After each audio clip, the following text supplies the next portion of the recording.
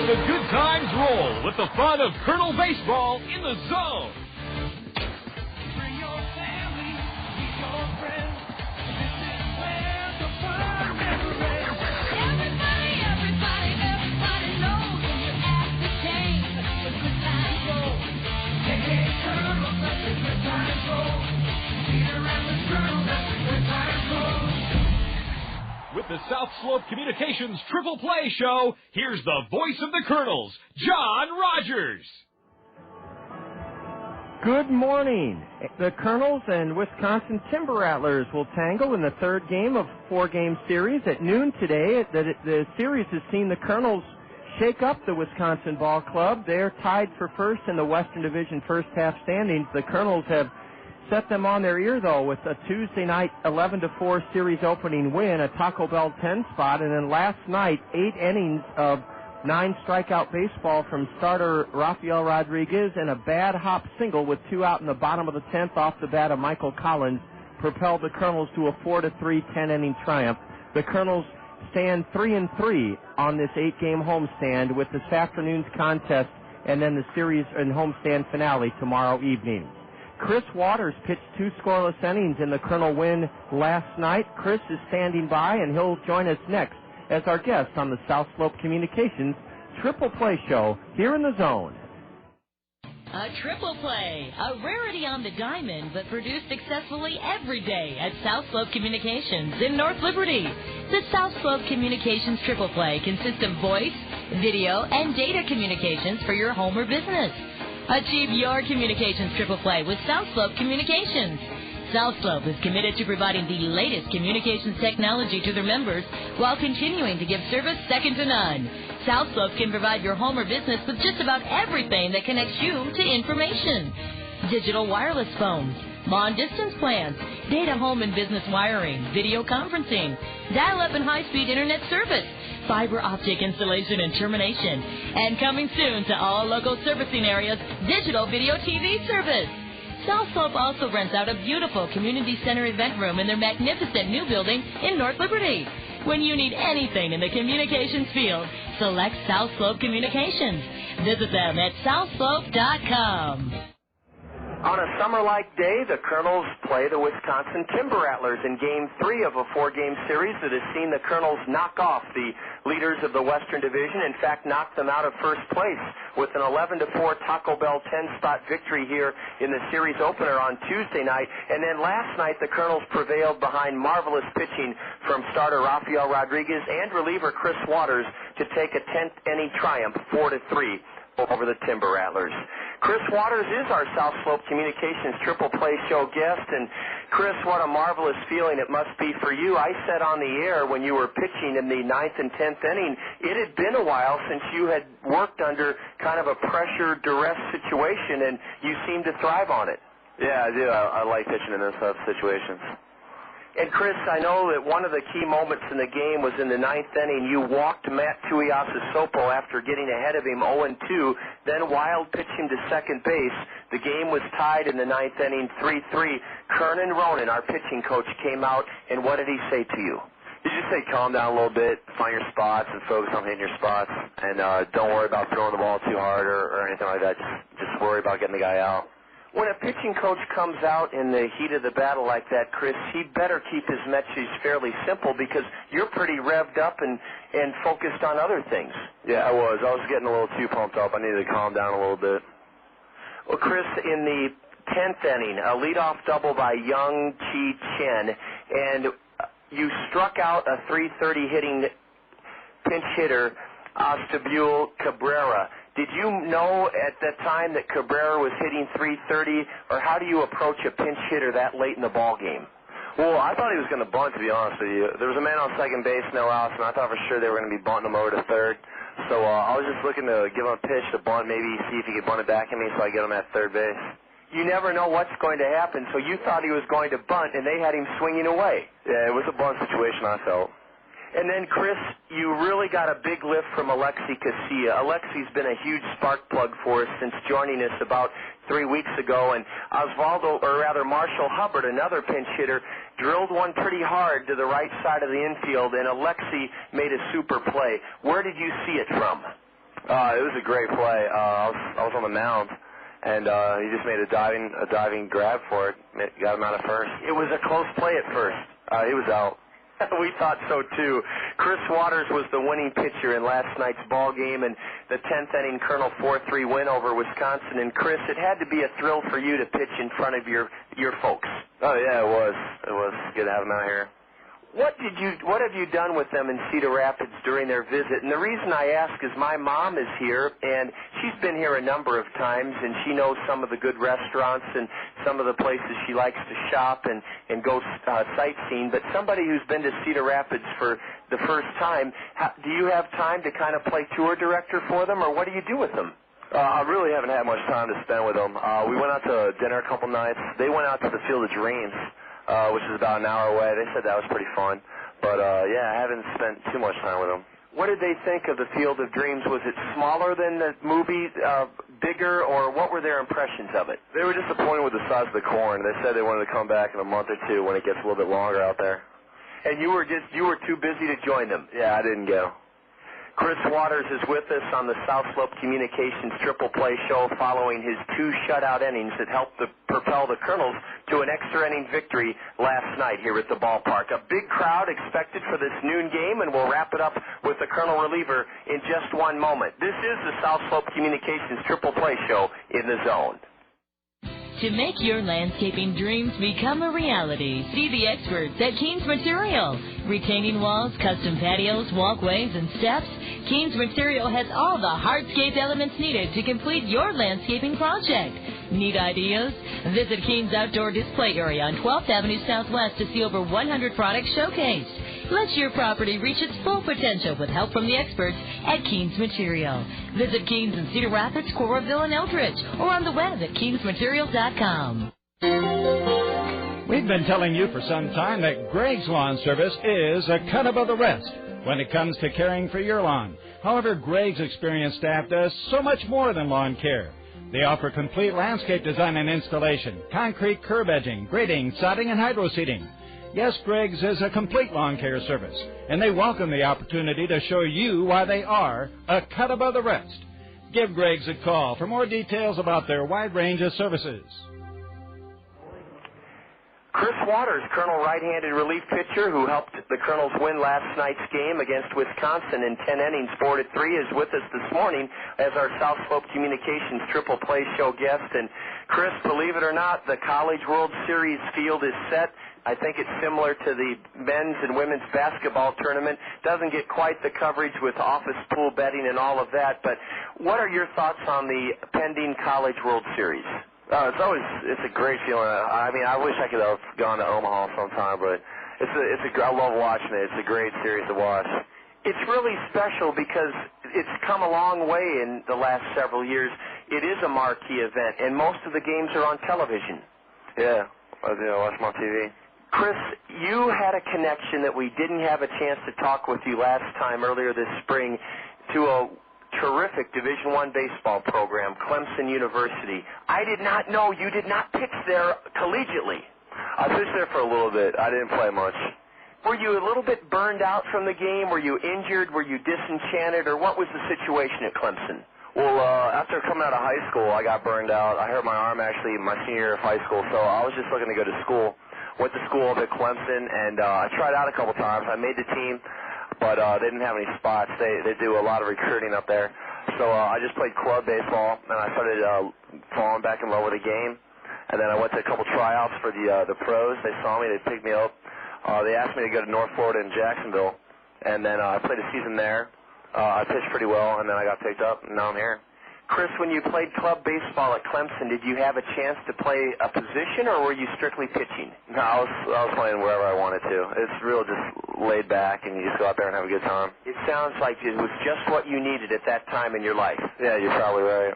Well, finally, Chris, your pitching coach, Curtin Ronan, who we talked about before the break here on the South Slope Communications Triple Play Show, he threw me a curve a few weeks back. He goes, hey, I heard you interviewed Muddy on the show, and I didn't get the connection. How did you get the nickname Muddy? Well, I don't know. Curtin just started calling me Muddy. There was an old singer named Muddy Waters, so he just connected him with me.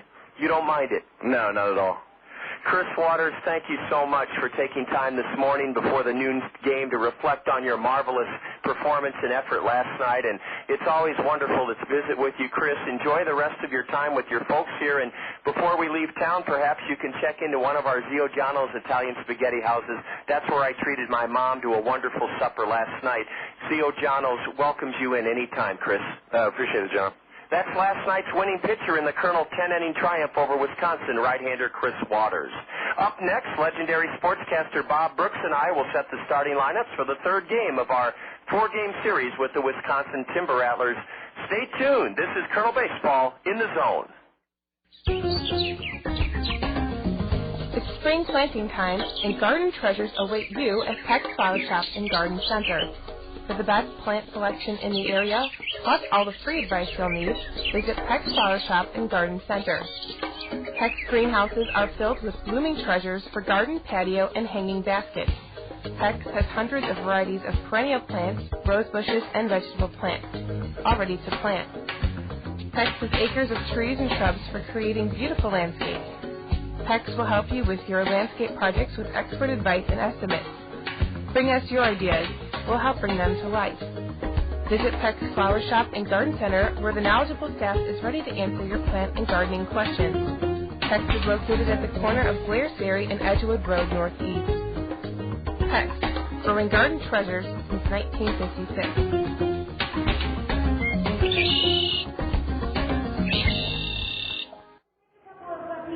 Good morning, Eastern Iowa, and a special hello to all of those listening on the Internet here from the City of Five Seasons. We're enjoying one of our most sparkling, wonderful early summer days of the season. It's 83 degrees here at Veterans Memorial Stadium, and the gang will all be here in a little bit. The gang meaning loads of school kids. There'll be school kids teeming all over this ballpark. They're almost out of school, and what a way to end the year. What a way to cap off their academic hard work and the grind of what we all remember, those good old school days. What did they call them? Golden school days, good old golden rule days. Writing, reading, arithmetic, and school's about to let out, and that's why we're welcoming in so many kids to the ballpark this morning and this afternoon. The Kernels have had a great deal of success so far against the co-leaders in the Western Division first half standings, the Wisconsin Timber Rattlers. The Kernels hung a Taco Bell 10 spot on the Wisconsin Ball Club in the series opener Tuesday night, 11-4. And then last night, terrific pitching from our South Slope Communications Triple Play Show guest Chris Waters out of the Kernel bullpen in relief of starter Rafael Rodriguez. The Kernels got 3 base hits in the bottom of the 10th against a right-hander Craig James, who had not given up a run in over 20 innings out of the Timber Rattler bullpen, and it spelled a Kernel 4-3 victory. With the sun shining, the lineups are being turned in by a couple of players from each team. Tommy Duenas representing the Kernels, and out there for the visiting Wisconsin Timber Rattlers is Sidney Bayo, who pitched last night for them out of their bullpen. Let's set starting lineups first for the Wisconsin Timber Rattlers, 30-23 on the season, and they're tied for first in the West with Clinton, a game and a half ahead of the Quad City Swing. Leading off for Scott Steinman and his Seattle Mariner farmhands, Oswaldo Navarro, the shortstop. Sebastian Boucher from Canada will be in left field and bat second for Wisconsin. Hitting third is Asdrúbal Cabrera, the second baseman. Cabrera hitting .328, sixth best average in the Midwest League. In right field batting cleanup is Mike Wilson. Mike belted his 5th home run of the year in last night's ball game. Marshall Hubbard appeared as a pinch hitter in the 10th inning last night. Hubbard is batting 5th for Wisconsin, and he's playing first base. At third base this afternoon, Brandon Green. Green is hitting 6th. Batting 7th with a .344 average in limited duty, Omar Falcone. Falcone is catching and hitting 7th. Young Chi Chan, who homered and had 2 doubles last night, is batting 8th for Wisconsin. He's the designated hitter. Chan is from Taiwan, and he has 57 hits in 53 games for the Timber Rattlers. And hitting 9th in center field, 0 for 8 in this series, left-handed batting Josh Womack. On the hill for the Timber Rattlers is Jason Snyder. Snyder's 22 years old, a right-hander. He is 6'6", 205, and he went to school at the University of Arizona before heading into Utah to play at Salt Lake Community College as well as Dixie State College.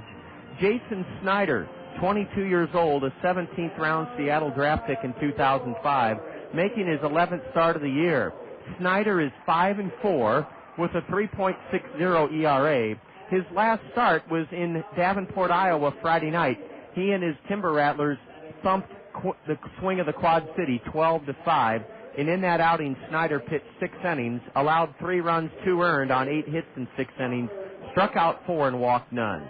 Jason Snyder, S-N-Y-D-E-R, 5-4 on the year, pitching today for the Timber Rattlers. Allen Motor Company is proud to present the Allen Motor Company Kernels starting lineup. Allen's is celebrating their 102nd year birthday bash with a commemorative sale. And their gift to you is astounding. If you buy or lease during Allen's 102nd year birthday bash, your first year's maintenance is on Allen's. That's right, your first year's maintenance is on Allen's if you buy or lease now during their 102nd year birthday bash. The campus is open until 9 o'clock this evening, and you can purchase a 2005 GMC Canyon two-wheel drive pickup truck for only $13,547. That's the special Allen's birthday bash sale price on the 2005 GMC Canyon two-wheel drive pickup truck. Just $13,547. Remember, Allen's is open late until 9 o'clock this evening, I-380 and Boyson Road, exit 25 in Hiawatha. The Allen Motor Company Kernel starting lineup this afternoon features Alexi Casilla at shortstop leading off. Alexi has a 6-game hitting streak in which he's gone 12 for 27. He scored 3 of the Kernel 4 runs in last night's win. Nate Sutton will bat second, and Sutton is the second baseman today. Hitting third in the Allen Motor Company starting lineup, Kernel leading run producer with 30 RBIs, Freddy Sandoval's at third base. Drew Toussaint slugged his 4th home run of the year here last night. Toussaint is batting cleanup and playing left field. Kernel catcher Michael Collins, he'll bat 5th. Collins delivered the game-winning run home with 2 out in the 10th. A bad hop ground ball single produced the winning run in the 10th inning. Batting 6th in the Allen Motor Company order, playing first base, Big Chris Walston. In right field, Warner Madrigal. Madrigal will bat 7th. Jordan Renz will serve as the designated hitter this afternoon and bat 8th. And batting 9th in the Allen Motor Company starting lineup, he's been marvelous in center field during this homestand. Richard Giannotti in center field, bats 9th. On the hill for the Kernels, making his first start of the year after 6 relief appearances, 20-year-old right-hander Nick Green. Nick Green is 0-1 on the season. Has pitched 13 innings in 6 relief appearances, given up 12 hits in 13 innings, struck out 8, walked 3. Nick's ERA is 2.08. Nick Green, a tall right-hander, 6'4", 200 pounds, out of the great state of Georgia, went to Darton College in Albany, Georgia. Nick Green was hung with the loss earlier on this homestand Saturday night against South Bend. He was a 7-5 loser in relief. He pitched well, 4 1/3 innings, yielding 2 runs on 5 hits, struck out none, walked 1. That is the Allen Motor Company Kernel starting lineup. Anderson and Brown Eye Care presents our umpiring crew. Anderson and Brown Eye Care, the official eye care provider of the Kernels, and they now feature in their new location. It just opened yesterday, I-380 off of Boyson Road, west of I-380 on Boyson Road. Anderson and Brown Eye Care, now a full-service eyewear retailer. You can buy eyeglasses at Anderson and Brown Eye Care. Part of their new location is that they're a full-service eye care retailer. And visit them, I-380 Boyson Road, Anderson and Brown Eye Care. Sean Francis will call the balls and strikes on this lovely Thursday afternoon, and on the diamond, Mike Weinstein. Well, Bob Brooks, it doesn't get any better than it is today. 84 degrees at game time. Well, welcome to the ballpark, kids. Man, I got into a traffic jam out there. The school buses going everywhere.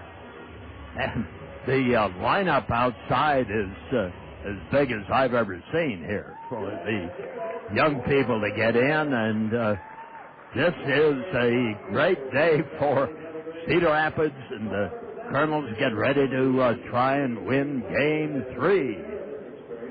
Versus the Timber Rattlers, we're 3-3 on this 8-game homestand. The Kernels are on the diamond, so are the members of the Cost Cutters Dream Team, and Here's a message from Wendy's, and following the message from Wendy's to honor our troops fighting the war on terror, Allison Hasselbrink, a good friend of the Kernels who's now a teacher out in Phoenix, Arizona. Allie Hasselbrink will honor America by singing the Star-Spangled Banner. You'll really love her voice. She sounds like a songbird. It is being performed today by Allison Hasselbrink.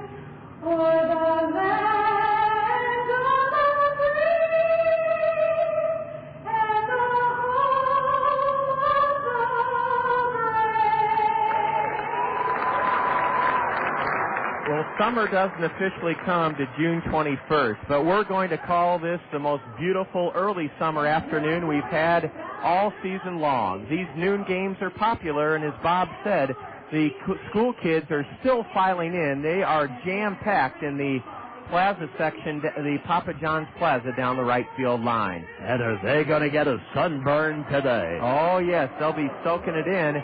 Both teams are wearing their batting practice tops today. The Kernels in their red knit tops, the visiting Timber Rattlers in black with silver numbers. Can the Kernels make it 3 in a row over the Western Division co-leading Timber Rattlers? We'll enjoy bringing that story to you in just a moment. Kernel baseball around the corner here in the zone. A triple play, a rarity on the diamond, but produced successfully every day at South Slope Communications in North Liberty. The South Slope Communications triple play consists of voice, video, and data communications for your home or business. Achieve your communications triple play with South Slope Communications. South Slope is committed to providing the latest communications technology to their members while continuing to give service second to none. South Slope can provide your home or business with just about everything that connects you to information. Digital wireless phones, long-distance plans, data home and business wiring, video conferencing, dial-up and high-speed internet service, fiber optic installation and termination, and coming soon to all local servicing areas, digital video TV service. South Slope also rents out a beautiful community center event room in their magnificent new building in North Liberty. When you need anything in the communications field, select South Slope Communications. Visit them at southslope.com. Before Nick Green gets ready to start this afternoon's contest, let's go down to the field area behind home plate for an important announcement from one of the kids here. That's the Mercy Medical Center play ball kid, and Willie Stargell, the Pirate Hall of Famer, said it best. The umpire, in this case our play ball kid, always utters play ball. It's not work ball, and what a great afternoon we have for baseball here today. Just a glorious Thursday afternoon, just a light breeze barely blowing towards center field, and the game's first pitch is high from Nick Green to Oswaldo Navarro. He was 0 for 4 last night, lifted for a pinch hitter in the 10th inning. Nick Green making a spot start. His 0-1-0 is pounded up the middle, backhanded by Nate Sutton, and the long throw in time. Bob, ever since that grueling workout a couple of weeks ago that got the Kernels' attention, our fielding has improved markedly. Much like the whole ball club, John, I think. I said at the end of last night's game that this team is playing better, and it is in every department, and consequently, when the pitchers get a little better control, the players will make plays. And that's what Nate Sutton did on a hard hit ball wrapped through the middle. Nate went to his right, backhanded it, and had enough on his throw to get Oswaldo Navarro one out on 2 pitches here in the top of the first. The batter, Sebastian Boucher, left-handed hitter with an open stance, and ball one, according to plate umpire Sean Francis, a changeup low. Nick Green is working very quickly. He looks like a terrific athlete. His fastball is ripped fair off the glove of Chris Walson into the right field corner, and it'll be a double for Sebastian Boucher. Well, Chris Walson was in perfect fielding position, but that ball just got on top of him too quickly. It did, and then it ricocheted against the wall down in the bullpen, and that enabled the runner to move to second for Boucher, his 11th double of the year for the Timber Rattler. And Green has been a short reliever, a middle reliever, and now a starter. That's the 4th hit in the series for Sebastian Boucher. This is Nick Green's first start of the season, and he's facing a .328 hitter, Cabrera. Strike one at the knees to Asdrúbal Cabrera. He's from Venezuela. He's only 19 years old, and he took over at second in the 8th inning last night. Had one at bat and struck out. A wide stance, and he bats from a deep crouch, a left-handed hitter. Terrific breaking pitch from Nick Green, and it's in for strike 2 call to Asdrúbal Cabrera. And it was Cabrera who was playing short last night when Michael Collins hit that magical ground ball that took the bad hop and enabled the Kernels to win in 10. Cabrera steps out. These Timber Rattlers have a different look with their black knit batting practice tops on, silver numbers. Look a lot like their parent club, the Seattle Mariners, when they sport that look. The 0-2 from Green, and that one is walloped up the middle. A diving attempt at short by Casilla. He can't get it, and it's into center field for a base hit. Stopping at third was Sebastian Boucher. He didn't know if Casilla would catch that ball. Now Sean Rodriguez, who's a couple of inches taller than Casilla, getting the day off today, and Bob, had Rodriguez been the shortstop, I think he would have caught it. I think that Rodriguez probably would have had that ball, yes. Too bad for Nick Green. He was ahead of the .328 hitter 0-2, and then he put one right up in his wheelhouse, a letter-high changeup, and Cabrera hammered it into center field. Now the Timber Rattlers have runners at first and third with only one out, and a big slugger at the plate who belted his 5th home run of the year here last night, Mike Wilson. Wilson batting .246. And he lifts one into deep right, way back, and it'll be caught by Madrigal, but a run will score. Sebastian Boucher could crawl home. He trots across the dish to make it 1-0. Well, that's what you want from your cleanup batter in the first inning. You want a deep fly ball. Mike Wilson obliged by driving it high in the air to deep right. It's his 23rd RBI of the year, and it stakes the Wisconsin Ball Club to an early 1-0 lead here today. Ball was well hit, but I don't think the ball's going to carry very well today. We have to go with 80-degree plus temperatures. We've got a little humidity today and not much wind. Just the first twinge of summer in the air, and we welcome it with open arms. Runner at first with 2 out. Marshall Hubbard grounds one to first. Backhanded stop by Chris Walson, who took a hit away from the left-handed batter. And it was hit so hard that Walson had plenty of time to regain his feet and lumber over to first for an unassisted put-out. Marshall Hubbard grounds out sharply to first to end the Wisconsin first inning. The Timber Rattlers strike for a run on 2 base hits against Nick Green in his Kernel debut as a starter. No Kernel errors. Wisconsin leaves a runner aboard. And on this beautiful sunny Thursday afternoon, after 1/2 inning, Timber Rattlers on top 1-0. Kernels coming to bat. You're enjoying Kernel baseball today here in the Zone. There's a reason Dick Ramsey is the #1 home seller for the #1 real estate company, Skogman Realty. It's because Dick Ramsey works harder for you than anyone to make selling your home easy for you.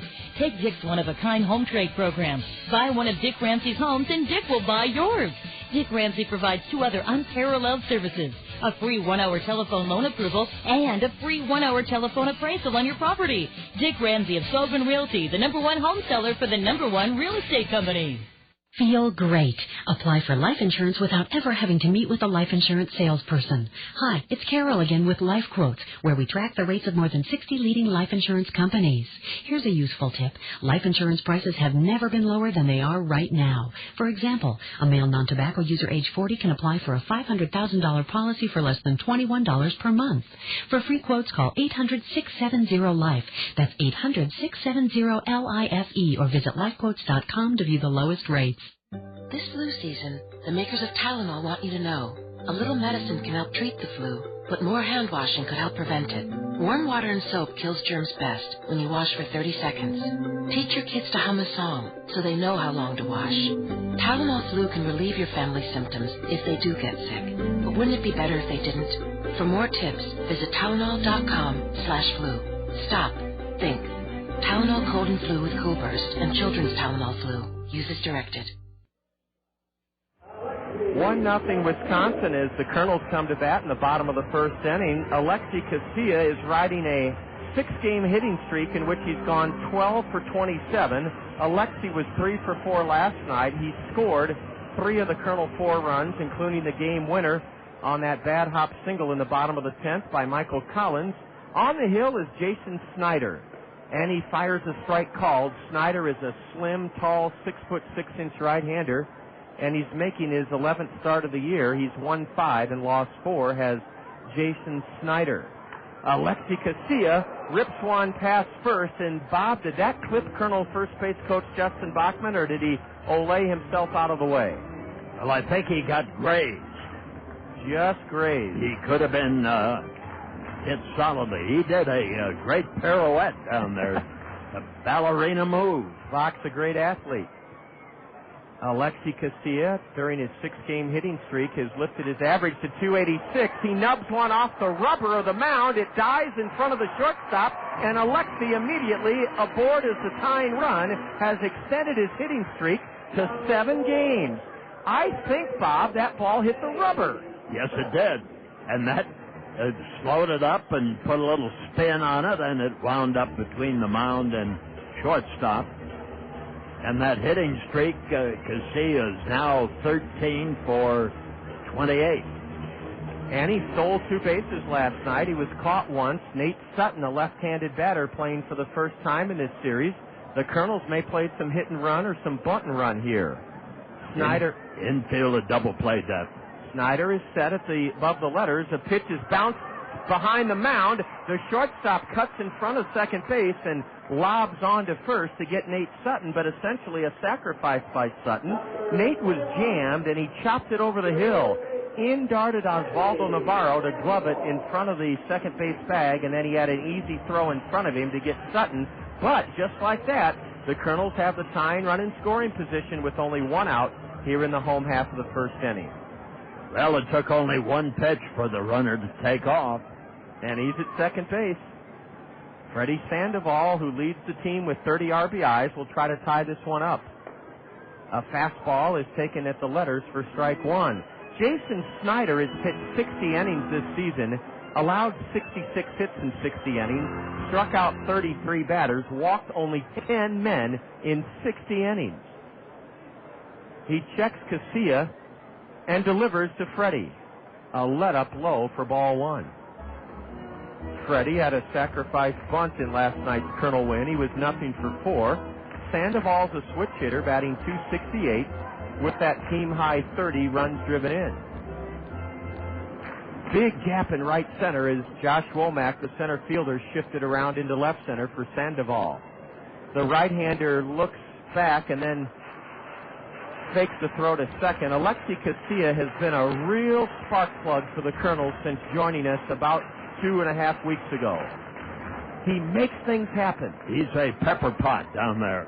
He sure is. He really gets under the skin of the defense, as evidenced by a pitch outside to Freddy Sandoval. 2-1 to Freddy. Freddy's wearing a big hockey-like elbow guard, an elbow pad on his front elbow. Casilla at second base scored the winning run last night in the last half of the 10th. Let's see if Freddy can bring him around here in the first today. Ooh, a swing and a foul. Freddy Sandoval had a pitch to his liking, but ripped it straight back into the net for strike 2.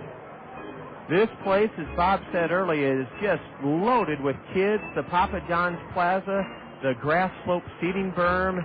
We have picnickers out on the Randy Keel Confidence Picnic Pavilion, folks doing the same on the Miller Mezzanine Terrace.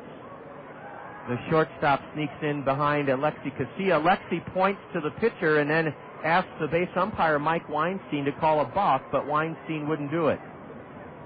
Alexi saw something that he thought was a balk. Well, friends, if you're driving around or free from work over the lunch hour, come on out to the ballpark. Plenty of room here for you. Taking upstairs on a changeup is Freddy Sandoval. He's run the count full. We're just underway. Bottom of the first inning, 1-0 Wisconsin. The Kernels have Alexi Casilla at second with one out. And a full count delivery to the Kernels switch-hitting third baseman is on its way home. A pitch shot, line drive to short for the out. No double play as Alexi Casilla alertly skirts back to second. Tough break for the Kernels as Freddy Sandoval lashed that one right at Oswaldo Navarro for the second out of the inning. That brings up Toussaint, who is a 307 batter, and he had a quick bat last night. Had a home run, and a big clout it was, too.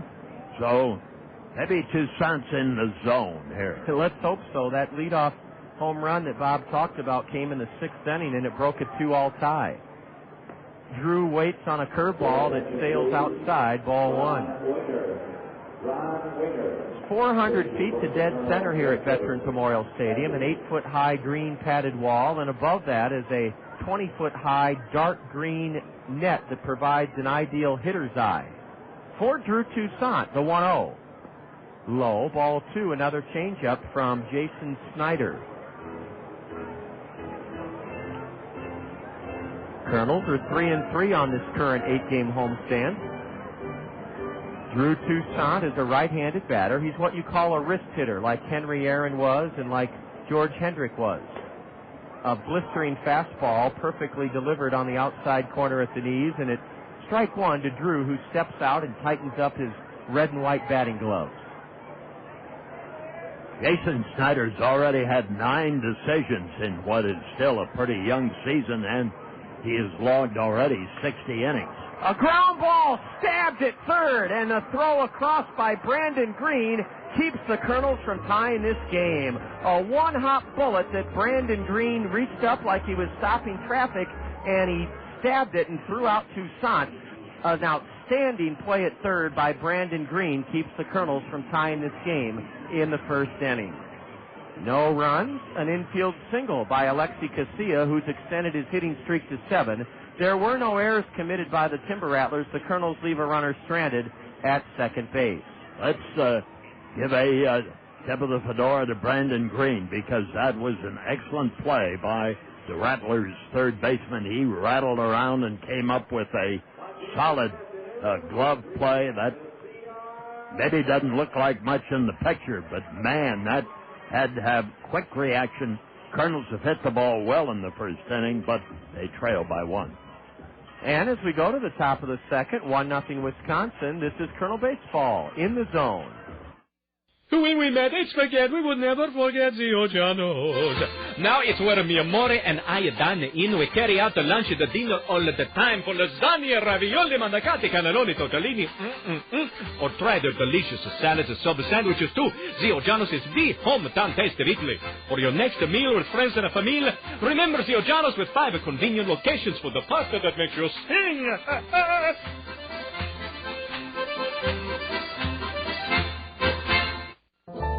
Hi, I'm Eva Longoria. You know, some women have to guess what a man wants. But I, on the other hand, know exactly what a man really wants. Something that will keep a smile on his face for a very, very long time. Sirius satellite radio, of course. Oh, yeah. It's got over 120 channels, including 100% commercial-free music, plus the best news, talk, uncensored comedy, and the most complete sports coverage. It's enough to satisfy any man. Right now, get a Sirius satellite radio for just $49.99 after a $50 mail-in rebate. It's our lowest price ever. Offer valid for the 6-month prepaid subscription and available for a limited time at participating retailers. Subscription sold separately. Terms, conditions, and activation fee apply. Visit Best Buy, Circuit City, Crutchfield.com, Radio Shack, or Sirius.com for details. It's more than just radio. It's Sirius Satellite Radio. Sirius Satellite Radio. It's what's on every man's mind.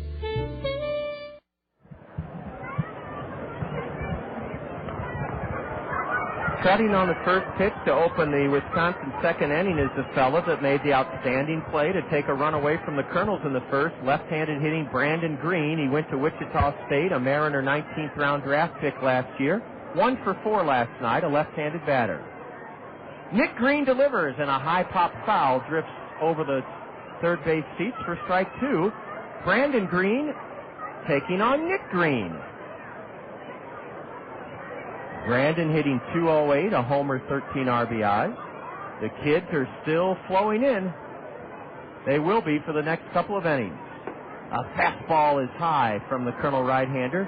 Nick Green pitched well in relief, but was a 7-5 loser Saturday here at home against South Bend.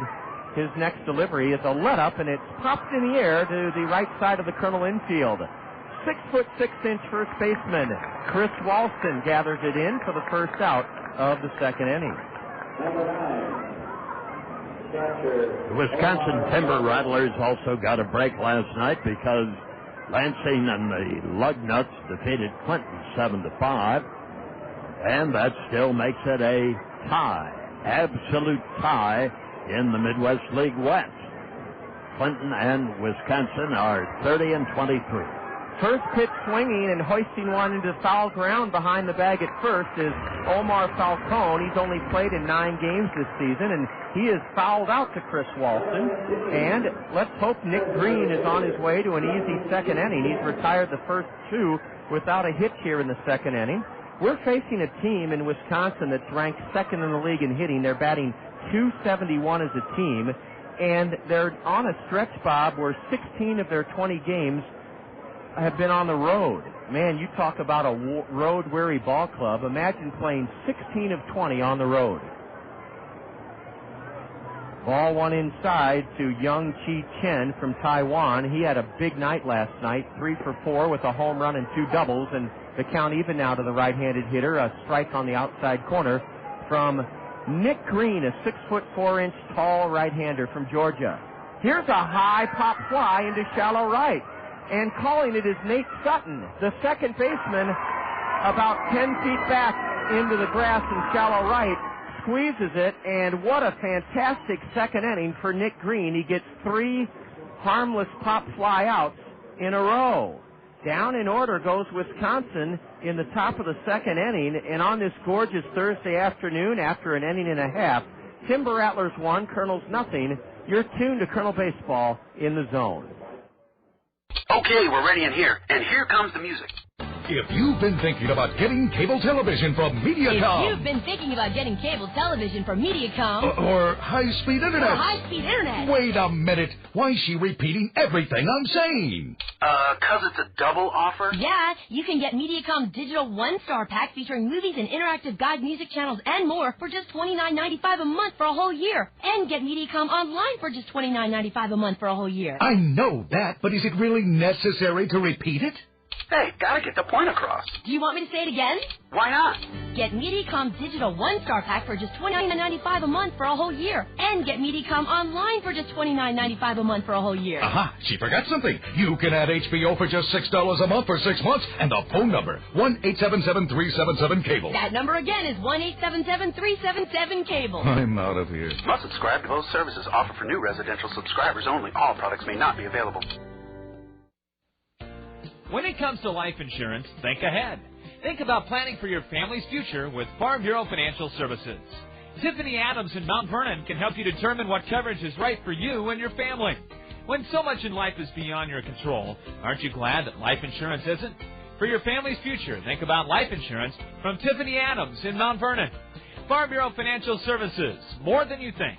Farm Bureau Financial Life Insurance Company, West Des Moines, Iowa. Well, as the Kernels come to bat in the bottom of the second inning on this beautiful Thursday afternoon, Michael Collins will be the first up.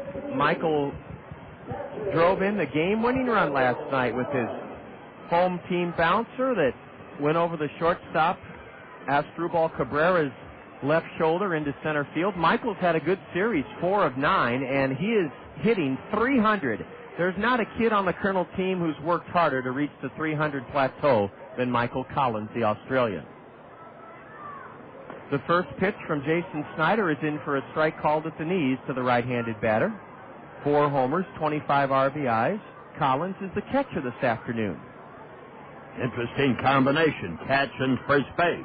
Collins hits one hard to second, down to get it as Asdrúbal Cabrera, and he throws in time to get Michael Collins. Kernels are getting good wood on the ball early here today, but trail 1-0. Chris Walston has sat out the last couple of ball games. Chris stands in with a 189 average in 16 games, 2 homers, 5 RBIs. And the reason being, he has played in some 16 games and is still trying to get that stroke down, and a little rest and a little reflection might help. Ball 1 is low to the big guy, 6'6", 245, out of San Diego, California. Makes the bat look like a toothpick in his hand. And a let-up is a strike called. The Kernels are in their bright red knit batting practice tops today with big white numbers on the back, white trousers, blue lettering across the front that spells Kernels in cursive letters. On Uncle Charlie, a beauty for strike 2 called. 1 out, nobody on in the Kernel second, 1-0 Wisconsin. The Kernel home record now is 12 wins, 24 losses, or 12 wins, 14 losses. A towering fly ball into left field sends Sebastian Boucher back, and in front of the warning track, he has it for the second out of the inning. And he got pretty good wood on that, John. Better than I thought. It carried farther than I thought it would to the, well, not quite the edge of the warning track. 2 out here in the second inning for Warner Madrigal. Warner's been in a rut in this series. He's 0 for 8 in the first 2 games. He's due to break out of it. He's the team leader for the Kernels with 7 home runs and a .224 average for Warner Madrigal. The tall right-hander brings it. A strike at the knees. Jason Snyder has gotten ahead of all 3 Kernel hitters here in the second inning. Well, actually, he fell behind Walston 1-0. A fastball is hammered fair into the right field corner, down the line. Warner Madrigal is speeding towards second. He may try for 3 as Michael Wilson is just now getting it. Ooh, Warner takes a big turn at second, and it's a good thing, Bob, he did hold on because Mike Wilson hit the cutoff man, and Warner would have been a goner at third base, and you never want to make that last out at third if you can avoid it. Well, it's a wonder with the way the Cedar Rapids Kernels played the first 2 months that he did not try for third. But Warner is not the fastest foot around, and a solid hit, and the Kernels have the tying run at second. 4, Jordan Renz. Jordan, a right-handed batter, 1 for 3 with a walk last night, hitting .156. Ooh, a knee-buckling curveball is a strike on the inside corner to Jordan Renz. Big gap in right center for the Kernel right-handed batter. A 4th-round pick by the Los Angeles Angels of Anaheim back in 2002. Jordan Renz, he bats with his front heel off the ground, and he rips one to short. It goes right through Oswaldo Navarro for an RBI single. Warner Madrigal scores without a play, a 2-out bullet that really, Bob, went right through the shortstop. Well, you have to give him a base hit on that because it handcuffs the shortstop. And by the same token, the Cedar Rapids Kernels have hit the ball hard in the first 2 innings. 2 defensive plays robbed them of a run in the last half of the first. So now Cedar Rapids has it tied quickly at 1-1 and a runner at first with 2 outs. For Richard Giannotti. The G-Man, as Bob has called him, and that nickname has spread throughout the Kernel clubhouse. Swing and a miss by Richard on a changeup down and in. Richard hitting .232, no homers, 7 RBIs. Giannotti with a sacrifice bunt in last night's game, nothing for 3. Richard hit .248 with the Pioneer League champion Provo Angels last year, his first year out of the University of Miami. Ball 1, way high and outside to Giannotti. It's ironic, Bob, that you nicknamed him the G-Man because his father served the country for over 3 decades as a G-Man, an FBI agent. Well, I talked to him when the team first arrived, and he's a good interview. There's a delayed steal attempt, and the throw to second, not in time! Jordan Renz caught the Timber Rattlers in an early afternoon siesta. He took off for second when the catcher had the pitch in his glove.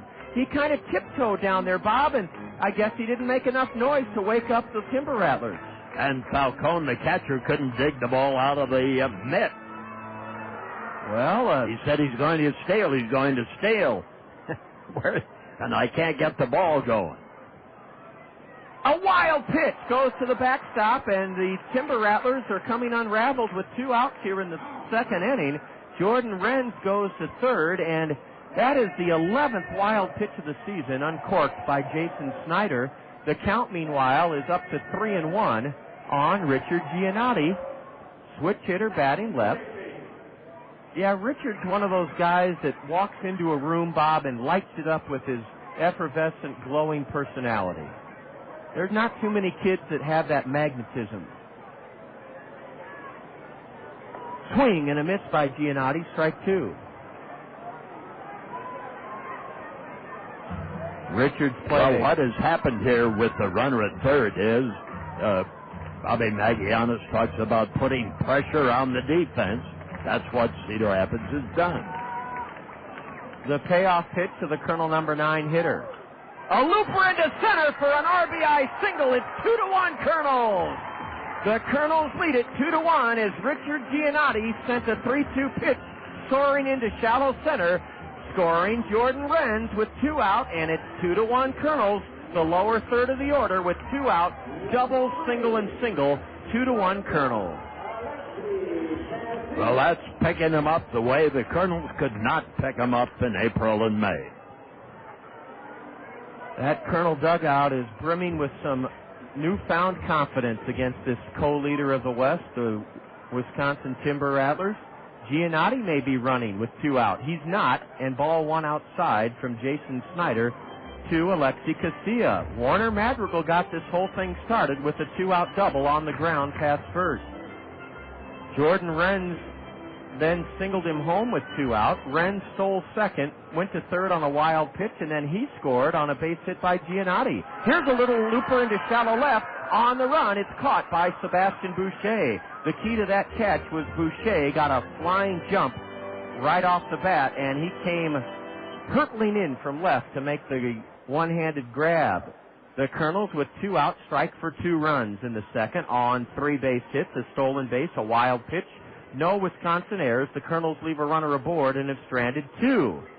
After 2, Kernels 2, Wisconsin 1. Broadcast assistant Julia Jansen is standing by, and she'll take over in the third inning. This is Colonel Baseball in the zone. What should you do with your glass bottles and jars once they're empty? Recycle them, of course. After rinsing the containers out, put the lids in your blue recycling box. Then separate your clear glass from your colored glass and place them in a separate plastic container. Set your glass beside your blue recycling box for curbside collection. City crews will empty the containers and leave your buckets at the curb. Remember to help the earth by putting glass in the recycling and not in the garbage. You save big money, when you shop Menards. Honey, are the burgers done yet? Oh, they're done all right. Time for a new grill? Now during Menards Outdoor Leisure Sale, save big on gas grills from top brands like Charbroil and Brinkman, starting at just $109. A 38,000 BTU Brinkman stainless steel model is only $169. You'll also find a great selection of smokers, charcoal grills, and outdoor fireplaces at huge savings now during the Outdoor Leisure Sale at Menards. A deluxe char griller charcoal grill with temperature gauge and cast iron cooking grates, only $99.98. And while you're shopping, enter for your chance to win a PT Cruiser convertible. Don't miss all the great deals on grills now during Menards Outdoor Leisure Sale. Save big money at Menards.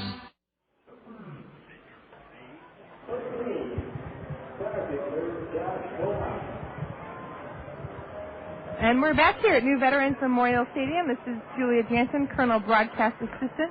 Kernels took the lead 2-1 at the bottom of the second with a bunch of hits by Kernel batters Warner Madrigal and Jordan Rentz. And Josh Womack, up first for the Timber Rattlers, takes a look at a ball outside. Next pitch, just a ball inside. Pretty exciting inning, last inning. All the elementary school students out in the Papa John's Plaza are fired up. And Womack hits a high ball towards right field. And Warren Madrigal is back to make the catch on the warning track. Womack drove him deep that time, Julia, and for a moment it looked as if the ball would carry maybe out of the park, but he stuck with it, and Madrigal came up with a solid move to get the out. The wind is kind of blowing diagonally across from the first base to the third base across the stadium. It might have helped keep that ball in the park. Now batting Oswaldo Navarro. He's actually a switch hitter. He bunts the ball down the third baseline. Throw to first is in time, and Chris Ralston had that ball for the second out already in the third inning. And Freddy Sandoval made a good charge at it, had plenty of time. Sebastian Boucher steps up to the plate, uses a lighter bat, a lighter ash-colored bat. Most of the guys on the Timber Rattlers have been using black bats, is something I've noticed. Last night, Sebastian was 2 for 4 and scored a run. And today he scored the first run for the Timber Rattlers after doubling.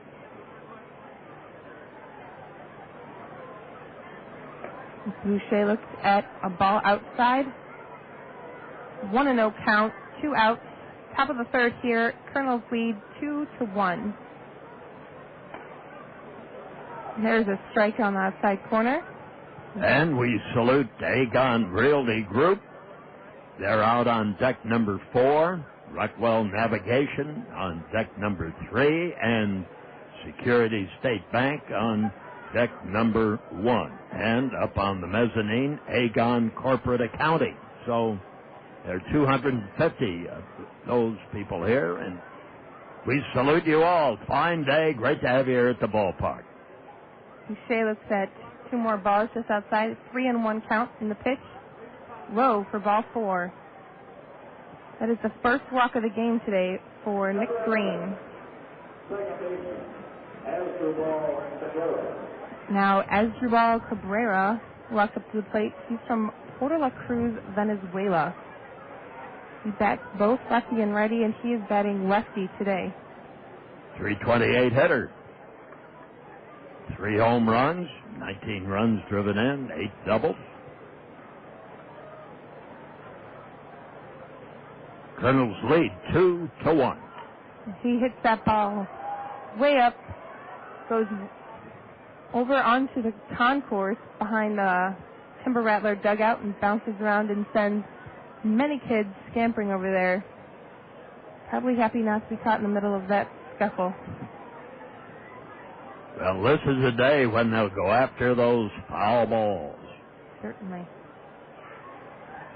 In the pitch, he drives that one directly to second baseman Nate Sutton for the third out in the inning. The Timber Rattlers didn't score. They had 1 walk, but no hits, no errors. They leave 1 man on, and they have stranded 2 in the game. We'll be back. You're listening to Kernel Baseball in the Zone. Papa John's pizza, it's so good. Better is best, that's understood. Better call Papa John's tonight. Better call Papa, he's got it right.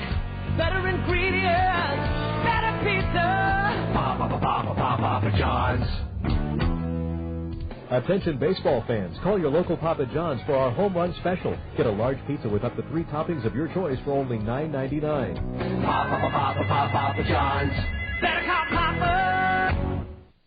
When it comes to fun in the new Veterans Memorial Stadium, nothing compares to the Westdale Mall Mix 96.5 FM Home Run Hot Tub. As you bask in the soothing comfort of the Westdale Mall Mix 96.5 FM Home Run Hot Tub, you'll be taking in the action from a breathtaking perch just above the left field wall. Register for your chance to be drawn as the winner of the Westdale Mall Mix 96.5 FM Home Run Hot Tub by visiting Westdale Mall. Looking for great tires and a great deal? Stop in now through June 4th while all Goodyear Eagles are on sale. Plus, buy 4 selected Goodyear tires and get up to a $60 mail-in rebate. Call 1-800-GOODYEAR or visit a participating Goodyear retailer for complete details. And be sure to check out the latest innovation for SUVs and light trucks, the new Forterra featuring silent armor technology. Goodyear, the official tire supplier of NASCAR. Stop in and get your Goodyears today. NASCAR is a registered trademark of the National Association for Stock Car Auto Racing Incorporated. Nate Sutton will lead off the bottom of the third for the Kernels. The Kernels are leading the Timber Rattlers 2-1 here in the bottom of the third. Jason Snyder is on the mound for the Timber Rattlers. Just turned 20 back in April. Pretty young. He played one season at the University of Arizona and then went to school at Dixie State College and Salt Lake Community College. And he comes from Salt Lake City, Mormon country, so I imagine he's had some of that training, too. Looks at a ball outside. 1-0 count to Nate Sutton. There's a strike on the outside corner. 1-1 count. Outfield plays Nate Sutton just a little to the left. Just a little more toward the third base side of the diamond.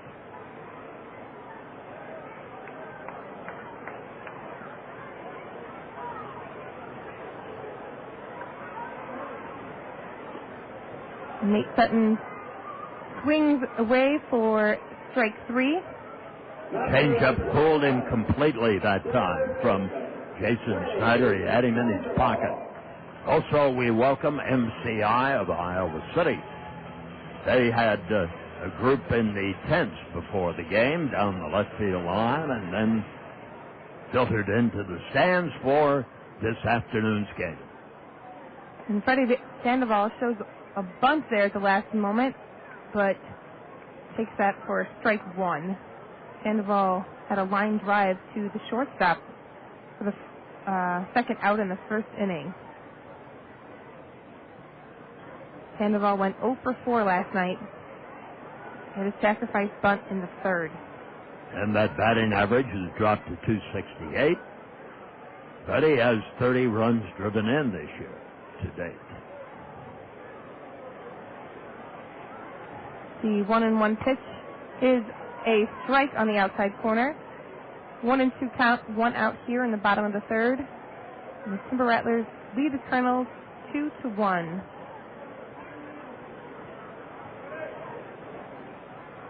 Drew Toussaint stands on deck. And Sandoval tips that one back toward the backstop for strike 2.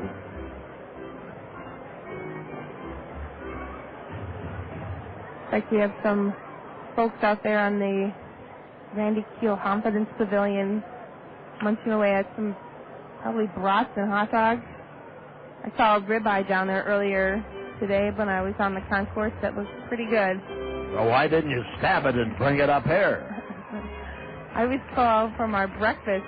We had a good breakfast this morning. I'm not used to games starting at 10:30. I was down on the concourse. And the pitch, Sandoval drives that one down the left field side. It bounces just on the warning track. Center fielder Max throws it in, and Freddy Sandoval stands safely at second base for his first double of the game. And his 14th double of the year, and the second double by Kernels hitters today. Now Drew Toussaint will walk up to the plate. He went 2 for 5 last night. He broke the tie with the 2-2 tie last night in the 6th inning with a lead-off home run.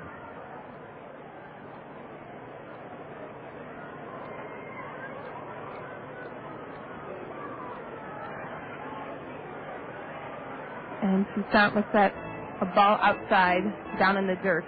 Kernels now have 2 runs, 5 hits, no errors, and Timber Rattlers a run, 2 hits, and no errors.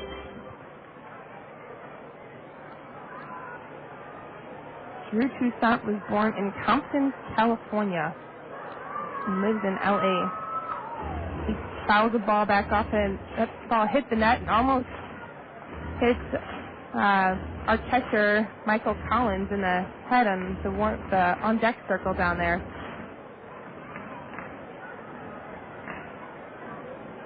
Toussaint has a 1-1 count in the pitch. His check swing, which says he went around, so 1-2 count. One out here in the bottom of the third.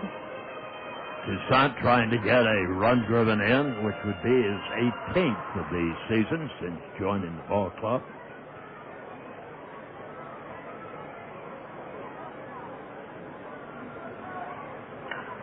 And Toussaint drives that ball way into right field, but the right fielder, Michael Wilson, was back to make the catch in time. And he's a throw in as Sandoval tagged up at second and made it to third just in time on the throw from outfielder Michael Wilson. And the umpire calls him safe. So Sandoval now stands safely on third. That was an excellent catch with his back to the infield, going deep in front of the 390-foot mark for Wilson of the Timber Rattlers.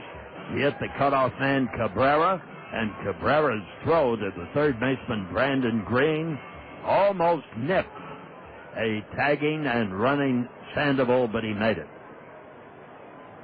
Now Michael Collins will try to drive in the run on third, bring in Freddy Sandoval.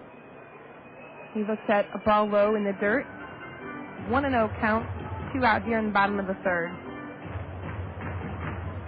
Big 6'6" Chris Walston stands in the on-deck circle.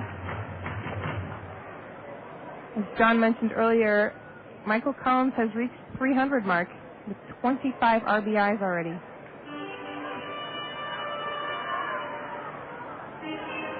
Well, he brings a leadership presence to the Cedar Rapids Kernels, and that is becoming more evident every day, and let's see if he can convert this time. Both teams have made some excellent defensive plays in the first 3 innings of the game.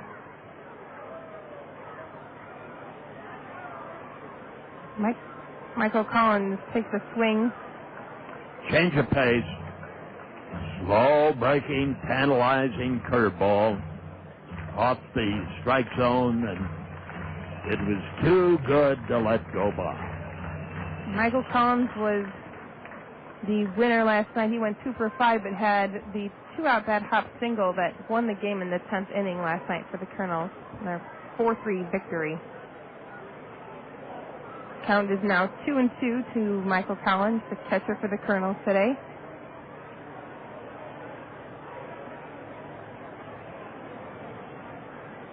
And the pitch, Collins drives that one to the second baseman, who makes the play over to first baseman Marshall Hubbard for the third out in the inning. The Timber Rattlers the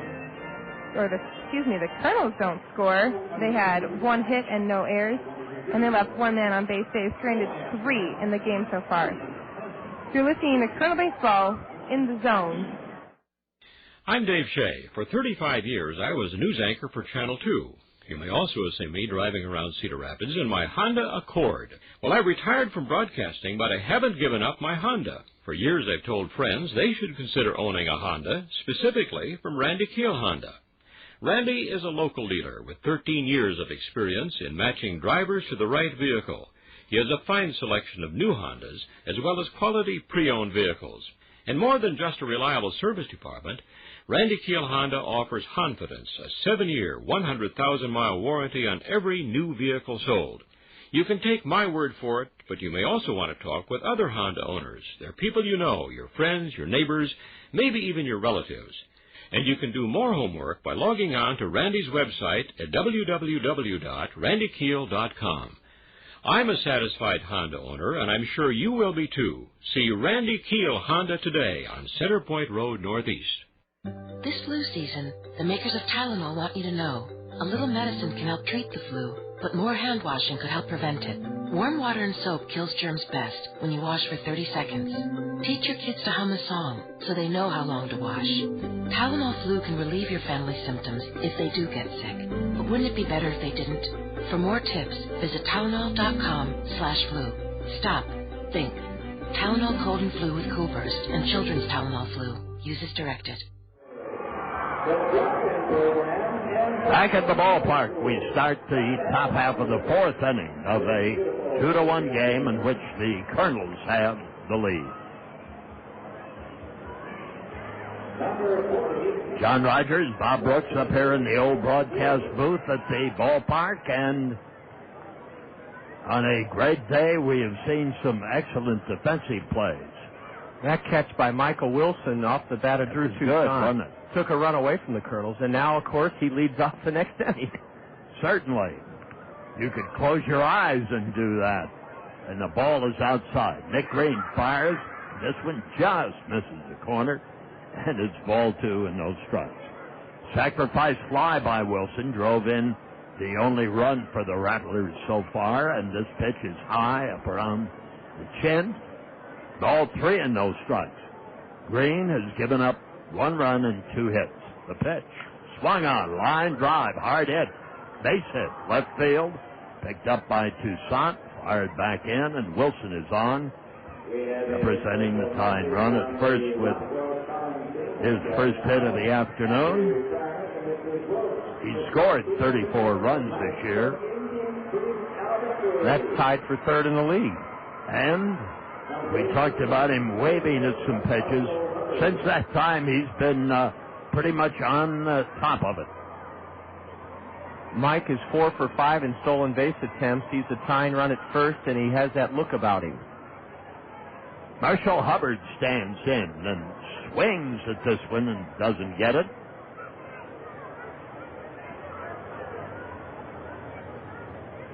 Hubbard coming from the University of North Carolina as an 8th-round pick.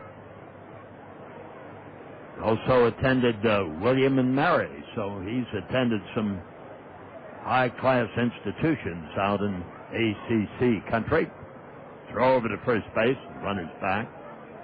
Hubbard at first, or at the plate with Wilson at first. And here's the delivery inside, backs him away. Throw to first, and Wilson is back just in time as Walston takes the throw.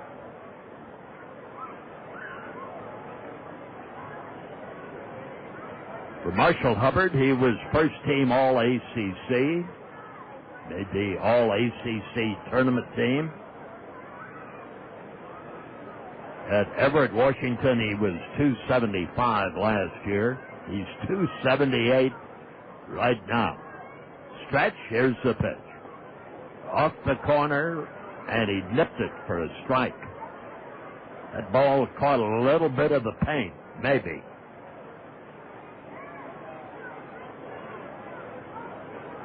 One ball, 2 strikes. Runner at first, 2-1 Cedar Rapids. And we're in the 4th. Throw over to first base, and the runner's back. Hubbard has a nice presence about him at the plate. Holds the bat high. Away from his shoulder. Here's the pitch. There's a swing and a high drive to right. This ball ought to carry out of here. It is gone for a 2-run homer. Marshall Hubbard has just stroked his 6th home run of the year. A 2-run effort as he rounds third, gets 5 from the skipper. Came on a 1-2 pitch that Nick Green left up out over the plate, and Hubbard kind of tomahawked it high in the air. It cleared the tri-vision signs in right, and the long ball it played a huge role in last night's game, and today it's put the Wisconsin Timber Rattlers back in front by a run. Well, Marshall Hubbard had excellent credentials, John, so he came through. Here's a drive towards center. Giannotti is there, and that retires Green for the first out in the inning.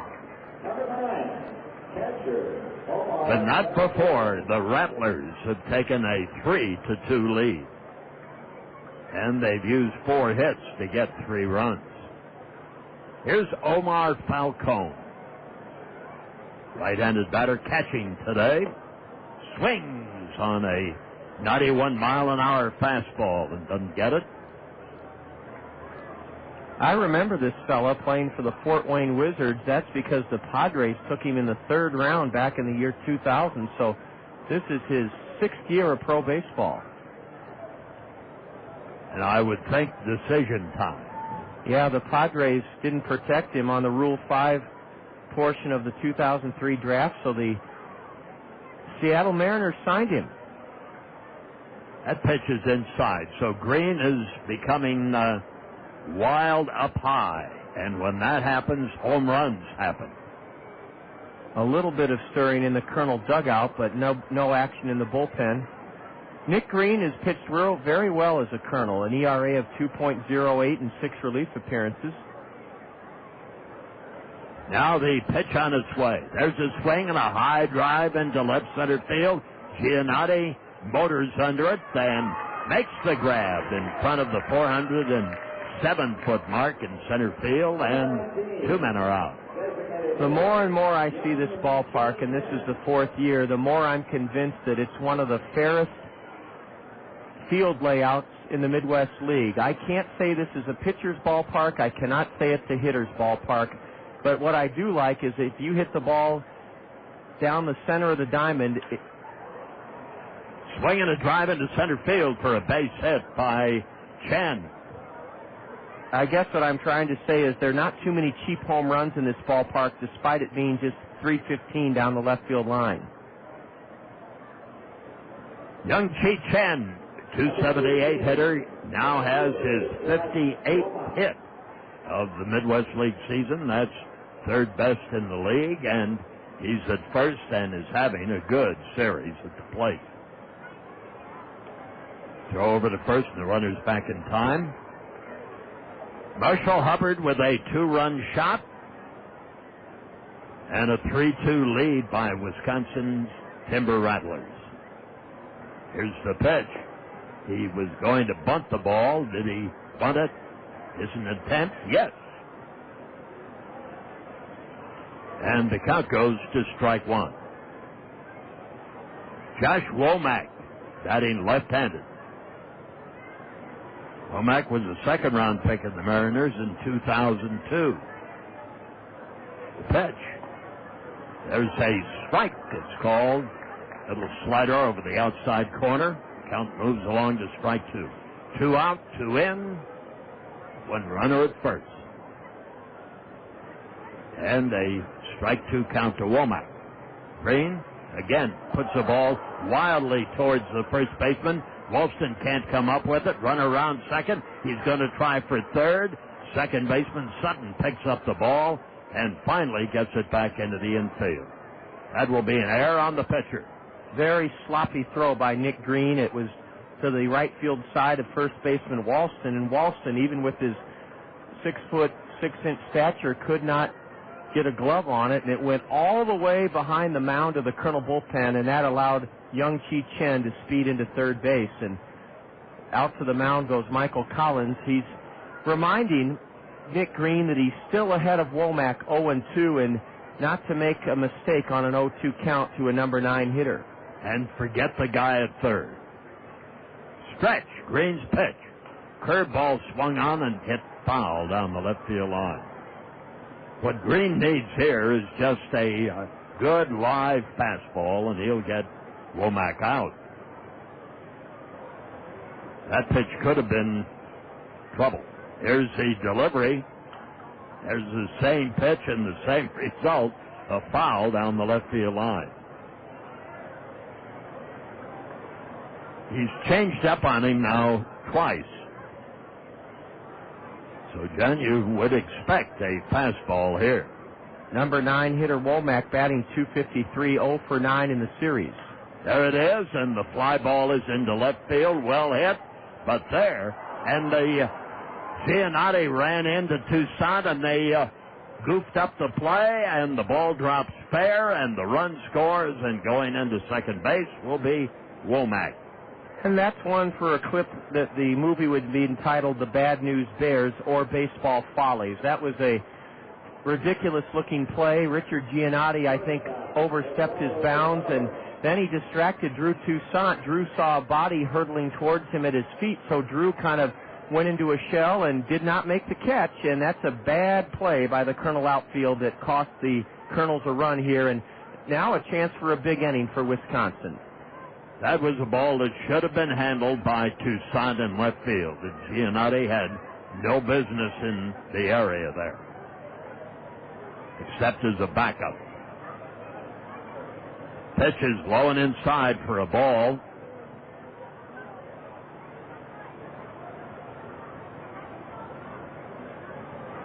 And that will go as a base hit. The 9th double of the year by Womack. Pitch swung on and fouled back. 2 doubles and a home run so far today by the Timber Rattlers, and Wisconsin leads it 4-2 here in the top half of the 4th inning. Stretch by Green. Here's the delay. Time is called at the plate. One of these times that's going to happen, and a poor pitcher is going to rip a hamstring or pull a groin muscle. The plate umpire just can't do that. I don't care how inexperienced you are. You can't call time when a guy is breaking towards home. Here's the pitch. Kerr swung on and fouled back into the screen. Well, the first hit of the series for Josh Womack is a gift double. And again, the number 9 hitter burns the Kernels. Toussaint didn't have a routine play, but it was a makeable catch that didn't make. And it's tough to make a catch when you see a guy diving at your feet like Richard Giannotti. We don't want to be he had to be distracted. Exactly. Stretch pitch. Swung on, ground ball between short and third, knocking the ball down, run around third. Here's Casilla's throw to the plate, and the tag is put on him by Michael Collins. He is out, and that retires the side. Womack gets a base-running error. Navarro gets a fielder's choice. A sharp ball hit to Casilla, a deep short, and he knocked it down. Did not have a play basically at first base, and give Navarro, upon further review, credit for a base hit. And consequently, Womack kept on coming. He thought the play was going to be made at first, didn't look, just started for home, and then Casilla fired to Michael Collins, and Collins, with his bulk, blocked the plate, got him out, and that retires the Timber Rattlers. But not before they come up with 3 runs and a 4-2 lead. The Kernels come on now in the last half of the 4th inning. You're listening to Kernel Baseball in the Zone. Your Coca-Cola Bottling Company is proud to sponsor the Zone's 2nd annual Bar and Grill Tour. We know you're out there, eating and drinking your way from bar and grill to bar and grill. It's grueling work, trying to decide the best of the best, but it's worth it. So go ahead. Decide on your favorite bar and grill. You already know your favorite drink, Coca-Cola. Proud sponsor of the Zone's 2nd annual Bar and Grill Tour. United States Auto Club Open Wheel Racing returns to Cedar Rapids Hawkeye Down Speedway this Friday night. USAC, Ford, Focus, Midget Car, plus a full program of Papa John's Cup I Wireless Championship stock car racing. All at regular admission prices. Sponsored by Van Meter Industrial. Many of the nation's top race car drivers came out of United States Auto Club Open Wheel Racing. In recent years, current NASCAR stars Casey Keene and J.J. Yeagley won USAC features at Hawkeye Down. See the stars of the future Friday night at Cedar Rapids Hawkeye Down Speedway. The way to pocket important savings is to take advantage of Chevron motor oils and lubricants from the Odson Oil Company, your local Chevron oil distributor. Chevron lubricants are made from higher quality base oils for better performance, and that means longer life for your engine. Contact the Odson Oil Company in Cedar Rapids for details on how you can save time and money with Chevron lubricants. The Odson Oil Company, serving Iowa with quality lubricants since 1933. Visit Odson Oil Company at www.odson.com. After taking a called strike, Chris Walston fouls the next pitch off and swings and misses at this changeup. Walston, that changeup is tough for him to even get a look at. That pitch just eats him up. Know the feeling well.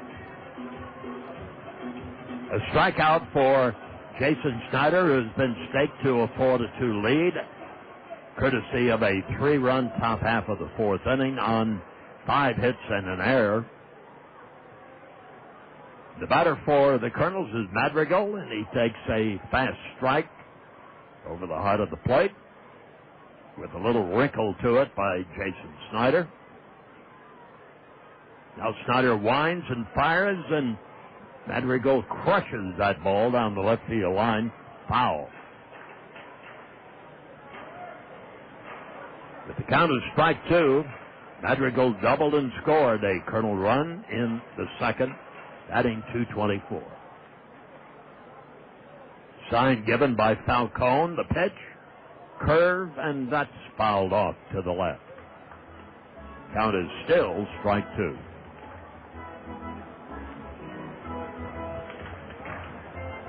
Outfield has Boucher in left, Womack in center, and Wilson in right. And strike 3, it's called, and Madrigal knew it. 2 strikeouts in a row to start the Kernel fourth by Jason Snyder, and he has 3 on the afternoon. Snyder's not a strikeout pitcher. He's fanned 33 men in 60 innings so far this season. But he's mixing his pitches up well right now. Yes, he is. And he's getting that first strike in there. Now the pitch, low and away, didn't get it in this time. Ball 1 and no strikes. The wind-up and the delivery by Snyder, swung on and line.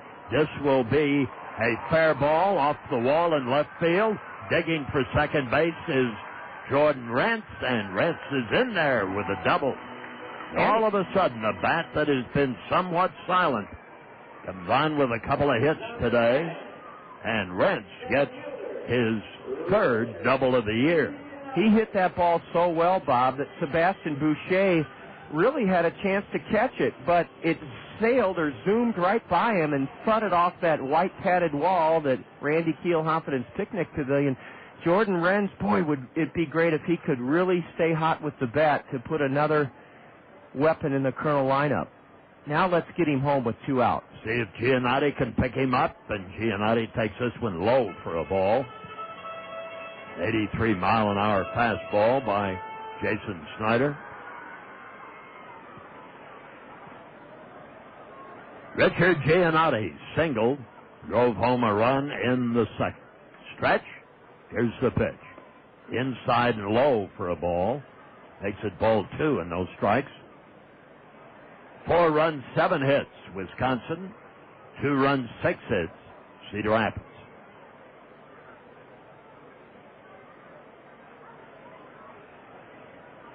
Left fielder, well off the line, and here's the pitch. Giannotti fouls this one off to the right. 2 balls and a strike.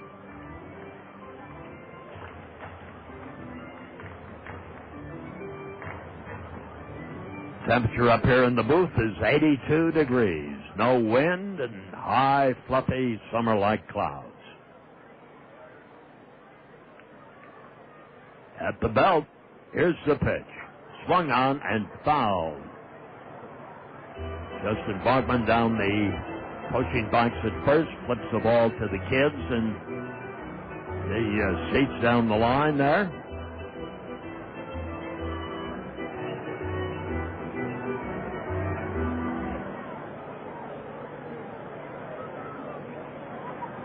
Great to be with you today at the ballpark. Hope that you're enjoying the game, and there's still plenty of time to come by for a little baseball today, if you would like. Runner at second, 2 gone. Last half of the 4th inning. At the belt, the lead by Jordan Rentz, and the pitch, curve is fouled off again. Giannotti hanging in there.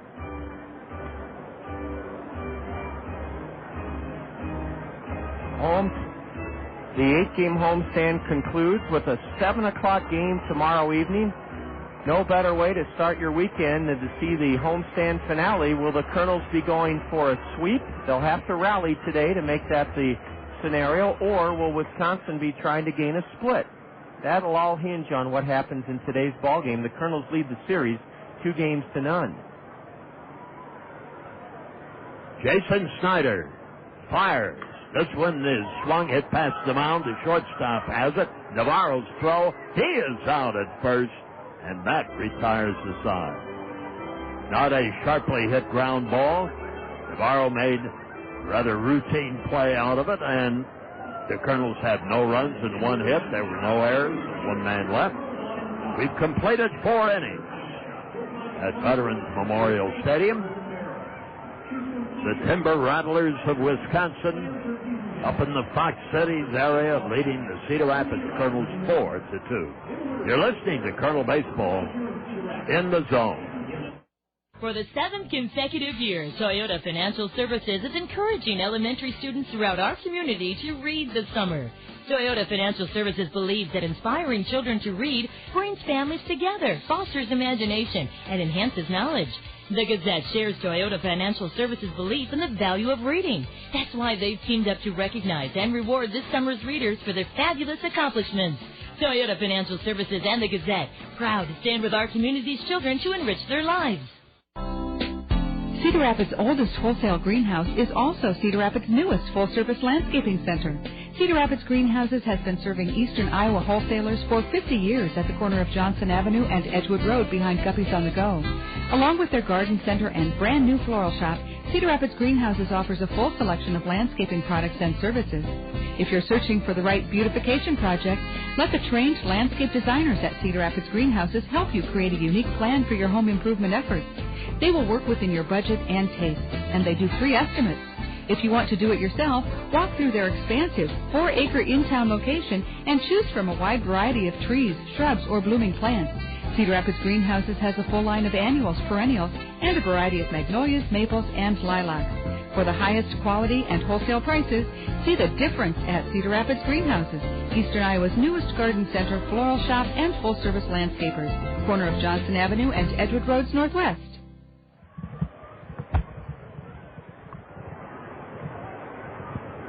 First batter for the Timber Rattlers becomes Sebastian Boucher.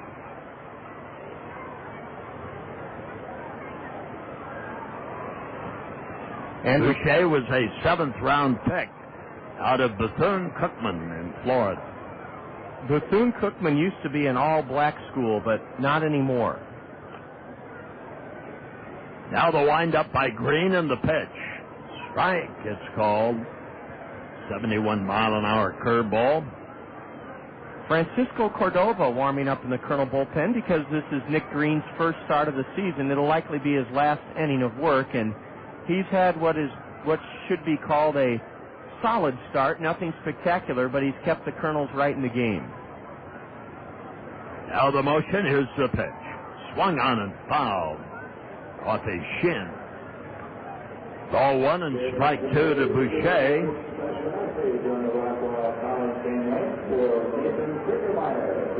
His final collegiate season in Bethune-Cookman, this young man hit .352 and had 37 stolen bases. There's the ball outside, so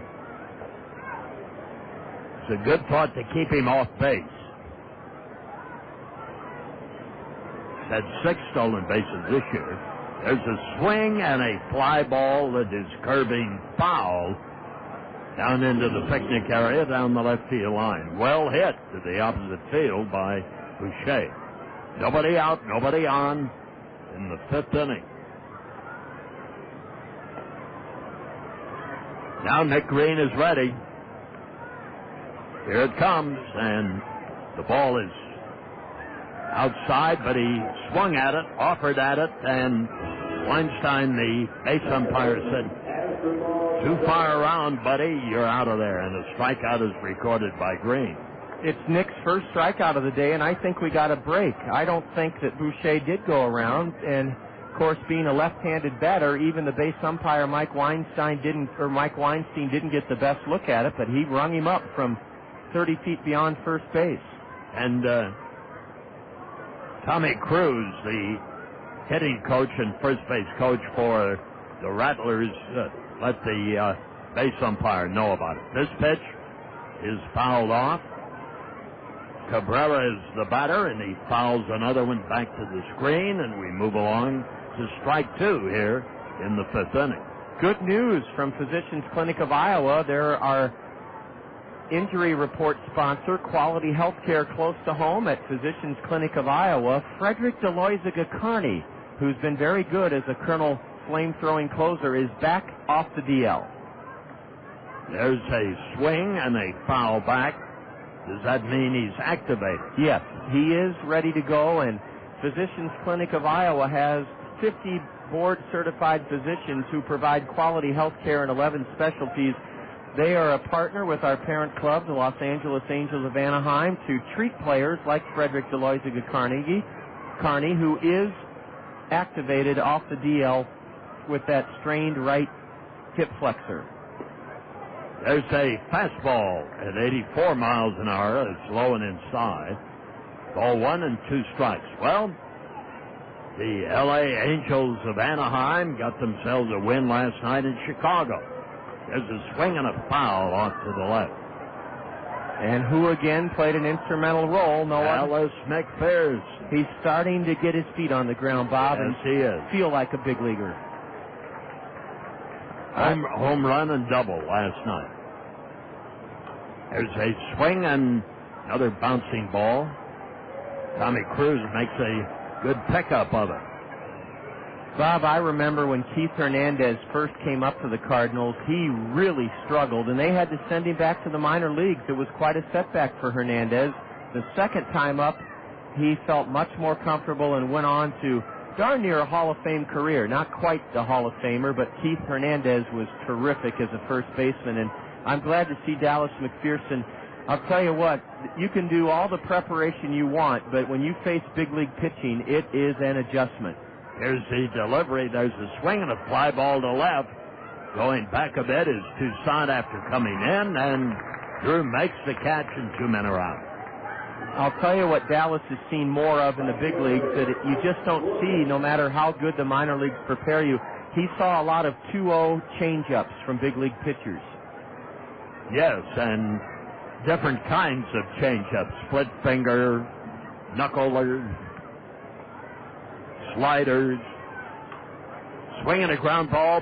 The first baseman backhands it. Walston's throw to the pitcher in time for the out to retire the Timber Rattlers. Good play, well executed. Walston made a difficult behind the backstop of the ball and then flipped it to Nick Green, who quickly covered, and the play goes 3-1. No runs and no hits, no errors and none left. And at the end of 4.5 innings, Wisconsin 4, Cedar Rapids 2. You're listening to Kernel Baseball in the Zone.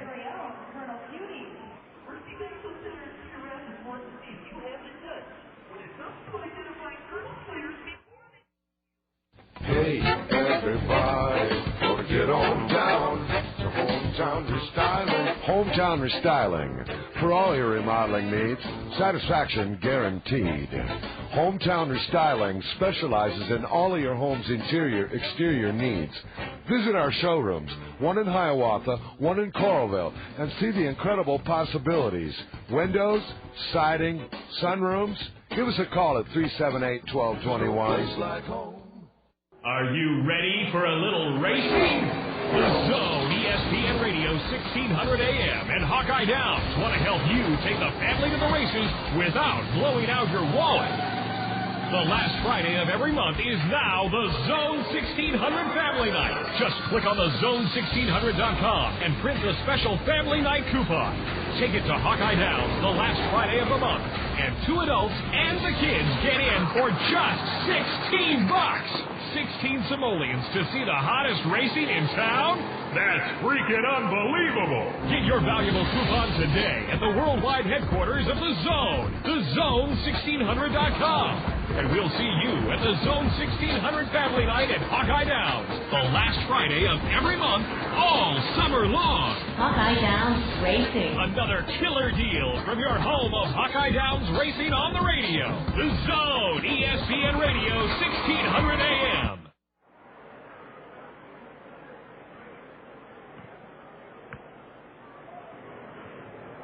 We start the last half of the fifth inning in a 4-2 Wisconsin lead, and the curveball is off the corner to Casilla. Alexi has 11 thefts so far this year, and he has a 7-game hitting streak, already recording a single as he takes a strike over the outside corner. Now the windup by Jason Snyder, the pitch, a swing and a miss by Casilla. Cordova again begins to throw down the right field line. Now the wind and the pitch. Curveball swung on and fouled outside of first base. I think we've seen the last of Nick Green, and if we have, his final line, 5 innings pitched. He gave up 4 runs, all earned, although one of them shouldn't have been a botched play in the outfield by the Kernels. No error needed to be charged. 5 innings pitched, 4 runs, 7 hits, 1 strikeout, 1 walk. The pitch inside for a ball. That's Tuiasosopo is not playing today. He's getting the day off, and so is our star shortstop, Sean Rodriguez. There's a swing and a miss on a change of pace, and a strikeout recorded by Jason Snyder. His 4th of the day. 1 gone in the last half of the 5th inning. That brings up Nate Sutton. He's grounded out and struck out, batting .238.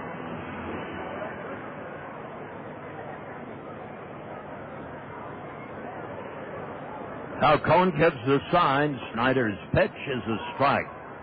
Pretty 84-mile-an-hour fastball right there.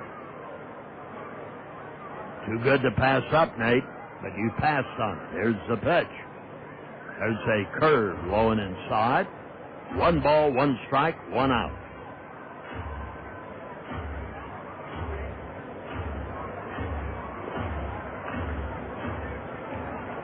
Now the wind and the delivery. There's a swing and a foul off to the right.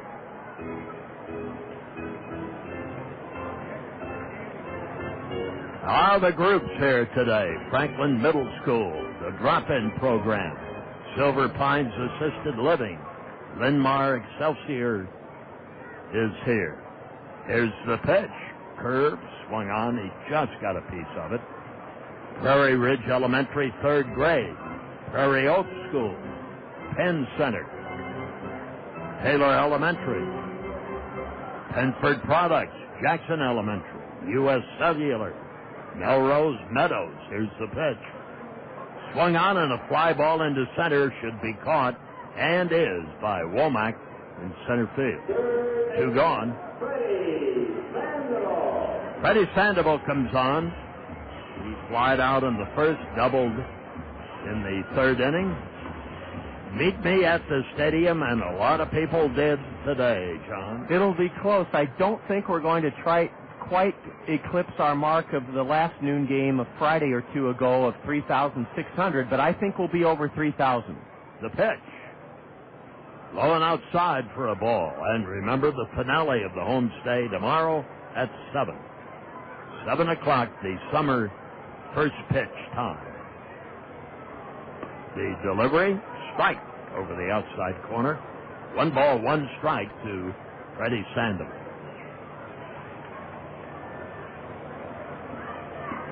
Now the wind, and here's the pitch. Curveball swung on, line down the right field line. It's a fair ball going into the corner for extra bases. Digging for second is Sandoval, making the turn, and that'll be it. Wilson picked up the ball at the 325-foot mark got it into Cabrera, and it's a double, his second of the day for Sandoval, his 15th of the year. And that's the Colonel's fourth double of the afternoon. Let's hope that Drew Toussaint can come through with the kind of hitting the Colonels have been able to summon up in the last couple of weeks, and that is a 2-out base hit, because if Drew can come up with that 2-out base hit, it would likely cut this Timber Rattler lead to 1 run here in the bottom of the 5th inning. Cedar Rapids had an opportunity in the last inning to do it and did not come through. Stretch. Here's the pitch. Toussaint takes a breaking strike. Make it strike 1.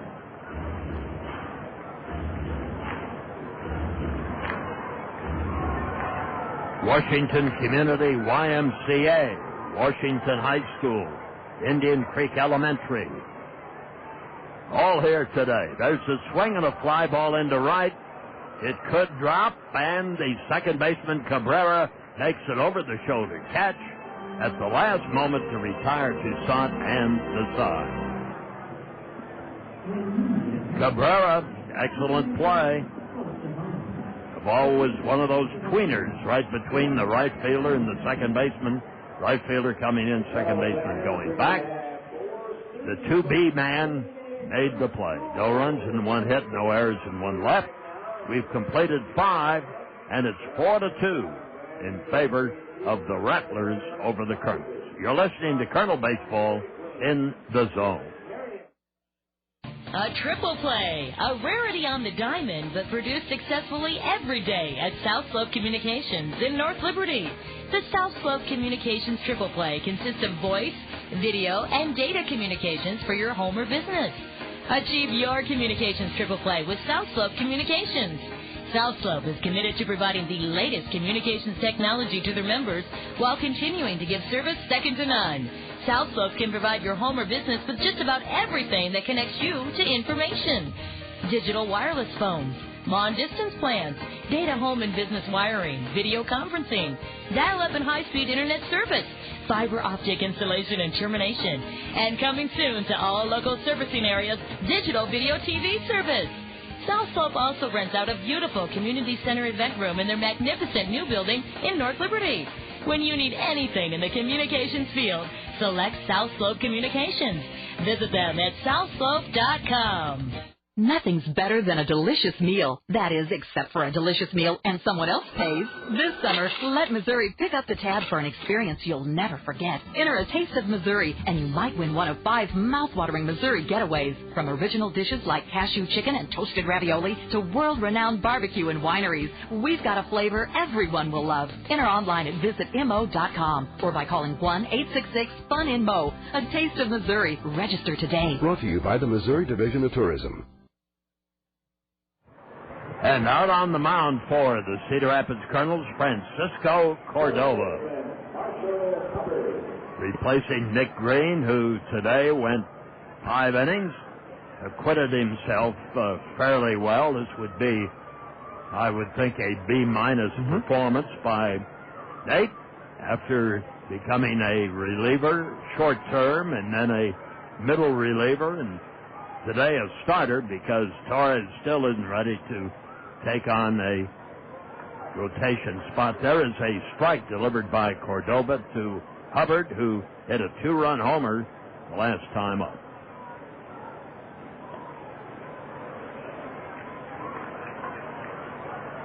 There's strike 2, and the count moves along quickly to strike 2 against the left-handed batter, Marshall Hubbard.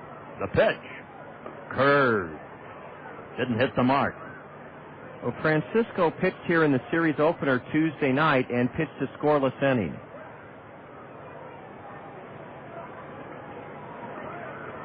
Tries a slider that is outside for a ball. Ball 2, strike 2. He's trying to get him with a little softer stuff. Now Cordova delivers. Swung on a fastball, and that one came up at 90 miles an hour. Well, Francisco's on for the 11th time this season, all out of the Colonel bullpen. He's won 1 and lost 1, and his earned run average is good, 3.47. And this is the 24th inning of pitching for him on the year. Swinging a foul by Hubbard. Goes back. Well, one of the schools, either a fight has erupted or they're leaving. I hope it's the latter. Yeah, there's no trouble down there. Here's the pitch. Curveball swung on, hit to the right side. Sutton up with it, the throw in time, and Hubbard is retired. A mass exodus by some of the kids in the Papa John's Plaza. But they've seen 5 good innings of baseball so far. They must be on some sort of bus schedule where they just have to get back before too long. Well, they've had a taste. Let's hope they come back. Hopefully a taste of fun and a taste of great food and a taste of a wonderful ball game. Julia Jansen standing by, and I'm going to let her slip in for her 6th inning routine of the Springhouse Trivia question. There's a ground ball to Casilla at short. He's up with it. The throw. He is out at first base, and 2 men are gone. In fact, we'll wait until the bottom of the 6th inning to bring Julia on. And remember, if you've been one of our 26 Springhouse Trivia question winners previously this spring, play along wherever you're tuned in this afternoon, but please don't call in. That'll let the scores of other baseball fanatics and Kernel rooters call in, and we'll have that Springhouse Trivia question for all of you listeners to take a crack at in the bottom of the 6th inning. Julia will have it for you then. Here's Falcone catching today with a 344 average. Falcone steps way away from the plate, 6 feet, 190 pounds. Another Miamian. Pitches outside for a ball. 1 ball and 1 strike.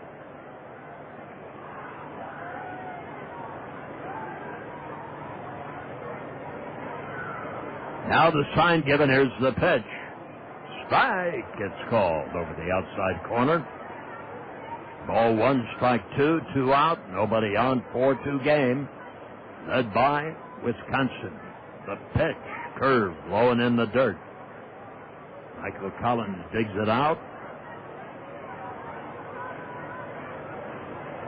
Ball 2, strike 2, 2 out. Meet me at the stadium, and here's the pitch. Swung on and a high fly ball in foul territory. Chasing the third baseman, can't quite get it, and a red T-shirted young lad comes up with it. That kid was on our Cost Cutters Dream Team. He brought his glove, and he's earned a lifetime honorary Colonel contract as well as a free spaghetti dinner to Zio Giano's.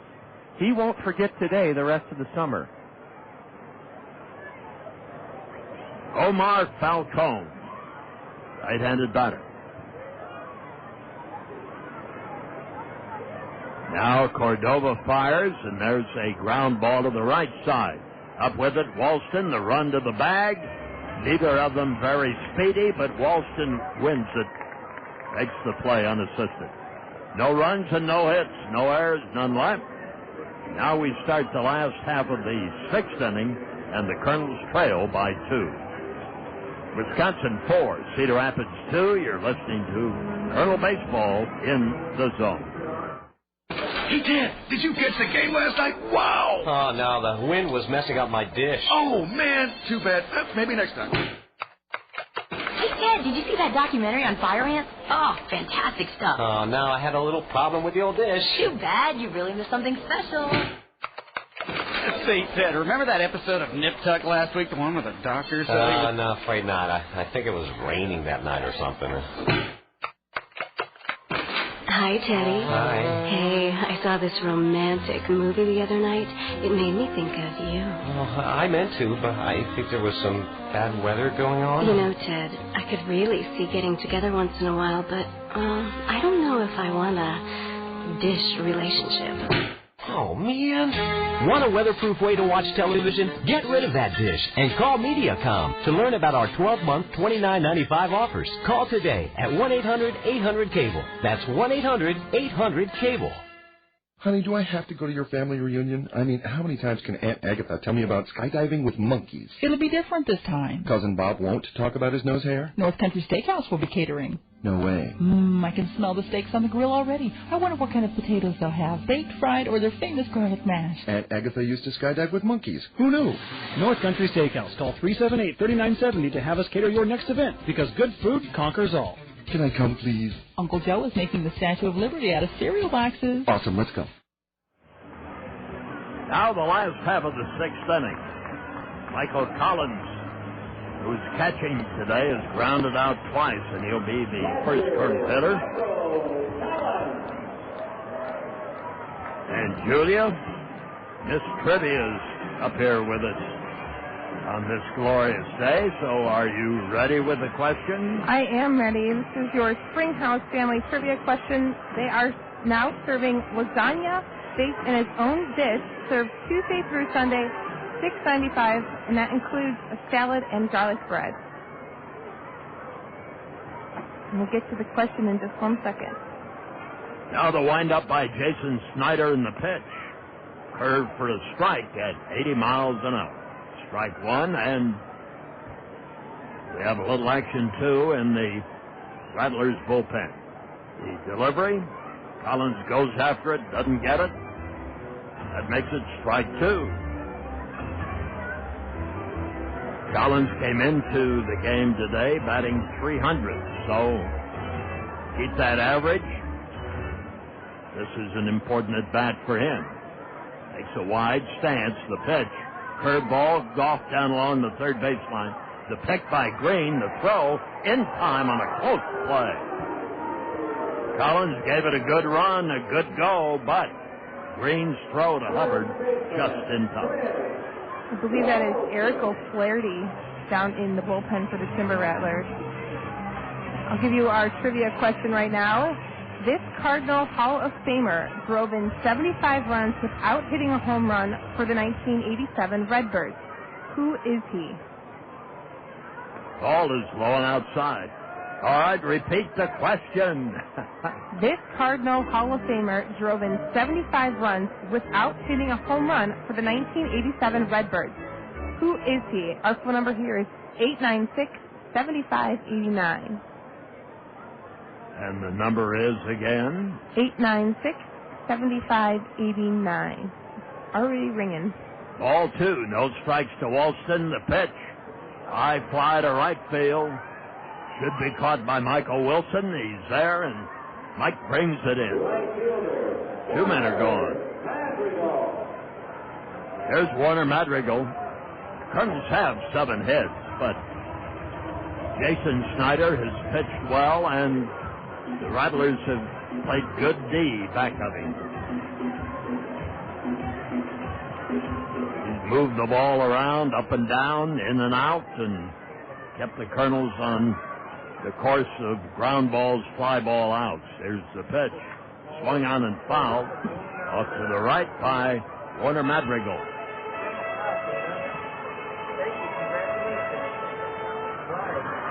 And I can tell by the background music here, we have a winner. There's the pitch. Curved, laced foul down the left field line. Congratulations to Dana Nichols, our Trivia House question winner. She got the question right. The answer was Ozzie Smith. He was the Cardinal Hall of Famer who drove in 75 runs without hitting one home run for the 1987 Redbirds. Swing and a miss on a curveball, and that retires the side. And Dana will get a gift certificate to the Springhouse in the mail shortly. And that is the 5th strikeout by Jason Snyder today. Nothing across, and we have completed 6 innings. Wisconsin, 4 runs, 7 hits, no errors. Cedar Rapids, 2 runs, 7 hits, 1 error. That's where we stand as we go to the 7th. You're listening to Colonel Baseball in the Zone. When we were children, we were taught to save for a rainy day, but what if it rains harder than you expected? Tanya Sedlock, your professional Pekin insurance agent at Weidenhammer Andrews Agency, understands about the storms that life can bring. Whether you need auto, home, business, life, or health insurance, Tanya will review the coverages you need for your life and the lives of the ones you care about most. Help the sun shine on your life with a visit to your hometown Pekin Insurance professional, Tanya Sedlock, at Weidenhammer Andrews Agency. I'll live for you, I'll feed your cats, I'll fold your undies at the laundromat, unless you want me to have them dry. I get paid for that. I'll work things out, make it get bad. I'll shave my soul back before I meet your dad. I'll wear a turtleneck to strategically hide my tattoos if I can. I'm getting the best, I'm waiting your hand. I'm giving you all my time, but this Dr. Pepper is mine, rich taste, forget it. This Dr. Pepper is mine. One taste and you get it. I'll shop with you, always be true. I'll never share my Dr. Pepper with you. Sorry. This Dr. Pepper is mine. One taste and you get it. So rich. This Dr. Pepper is mine. So refreshing taste, drink it by the case. This Dr. Pepper is mine. Isn't even a word.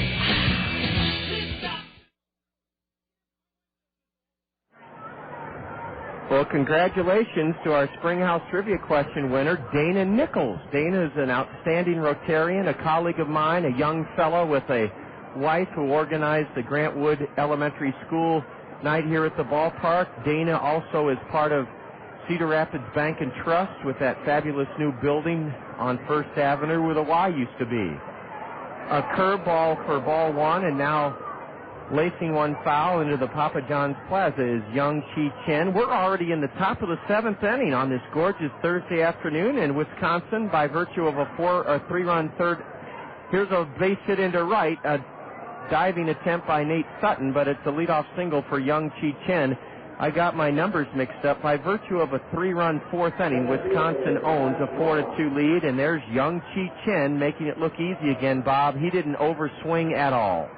No, he hit it where it was pitched, and he had 349 games at Everett in 2004, and he led the Northwest League with 25 stolen bases. So here's another dangerous guy. A bunt foul right up here. Almost got it. Bob, I think everybody... Oh, I was ready. There's folks looking up here, Bob, and we almost caught that one. The kids down below are saying hello. That's as close as we've come, and of all things, it was a bunt by Josh Womack that almost sailed right into Bob's portal, and Bob was ready with outstretched arms, but it just went to his left. Close, but no cigar. Well, the fellow it was the visiting broadcaster, Chris Merring, who came up with that foul ball, and the good sport he is, he tossed it down below.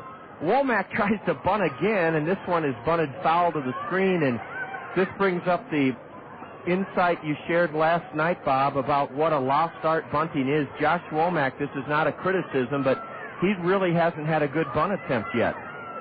No, he's stabbing at her. You can't stab at the ball. Well, we know how it's supposed to be done. Could we do it?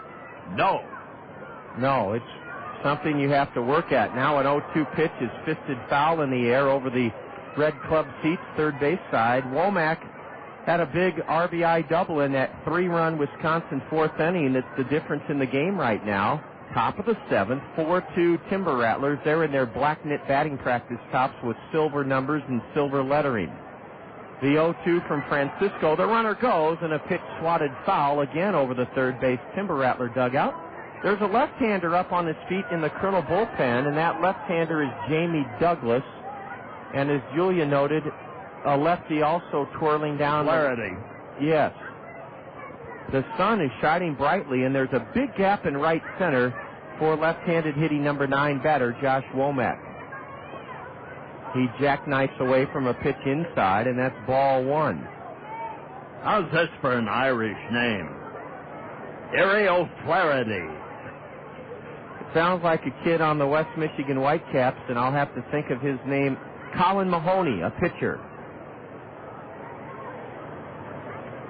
You know the team that I've seen this year that has been the most impressive as a visiting team on this field is the team that Cedar Rapids handled, West Michigan. Isn't that funny, Bob? Because we won close games against the Whitecaps, and that's the way it goes in this 5-month marathon. You're going to see the best team rise to the top near the end of the year, like West Michigan did last year in the second half. But I was told before this series by several broadcasting colleagues that this Wisconsin team was the best team they had seen. Now, granted, they're missing their star pitcher, Mumbo Rivera. He was promoted with a 7-0 record. Well, in the field, they've been up and down, really. A throw to first, and back safely is Young Chi Chen, 8 for 10 in stolen base attempts. 4-2 Wisconsin. They have their leadoff man aboard here in the 7th inning. And Francisco Cordova, the right-hander from Mexico, comes set at the belt and brings it. A high pop fly towards the center of the diamond. Freddy Sandoval, with the infield fly rule in effect, made a terrific play because that fought it all the way, didn't he? Yes, he did, and he used his glove very effectively to ward off the bright sunshine, and Josh Womack has popped to shallow third. Francisco Cordova, the pitcher, helped out by pointing at the baseball, but he didn't want any part of it. The best fielding pitcher I ever saw was Bob Gibson. Of course, I'm partial to Bob Gibson because Gibby could pinch hit, he could pinch run. I saw him hit a grand slam, and interesting, Bob, that Freddy Sandoval, after the fact, has now called out Colonel Equipment Manager Ron Pline for the sunglasses. Isn't that amazing that players on a sunny day, this shows you how Class A ball players think. They think they can be Superman out there. They don't have to have any help. And you know that not having sunglasses has cost Cedar Rapids a ball game. Yeah, Jordan Renz, the right fielder today, or the DH today, was in right field earlier on this homestand, lost the ball in the sun. It was that game that the Kernels let get away 5-1 lead going into the 9th inning on Sunday, and Renz lost the ball in right in the sun. He was not wearing sunglasses. Cordova obeys a call by manager Bobby Magallanes, who usually plays his hunches correctly. A pitch out, ball one. The runner Young Chi Chen was not running. Ball one to Oswaldo Navarro, the leadoff batter. 1 for 3, reached on an infield single his last time up in the 3-run 4th inning. A throw to first, and Chen is back standing up. And we better send Julia after some scores here, too. Well, I know. Because there is baseball today. And by the time she does come back with some, we'll be in the Colonel Curtin call, and a lot of games. A runner goes, and the hit-and-run attempt is fouled away to the right. With this being a noon start, there will be some finals later today. We'll not only have them on the Colonel Curtin call, but Bob Brooks will be joining Scott Unash in the 19th hole here in the zone later this afternoon, and I'm sure there'll be more finals during Scott's show here in the zone. Navarro? Big golf tournament starts today, too, out in Columbus, Ohio. Is it the PGA? No, it's the Memorial, the Jack Nicklaus tournament that they call the Memorial. Not to Jack Nicklaus, but to tributes to golfers of the past.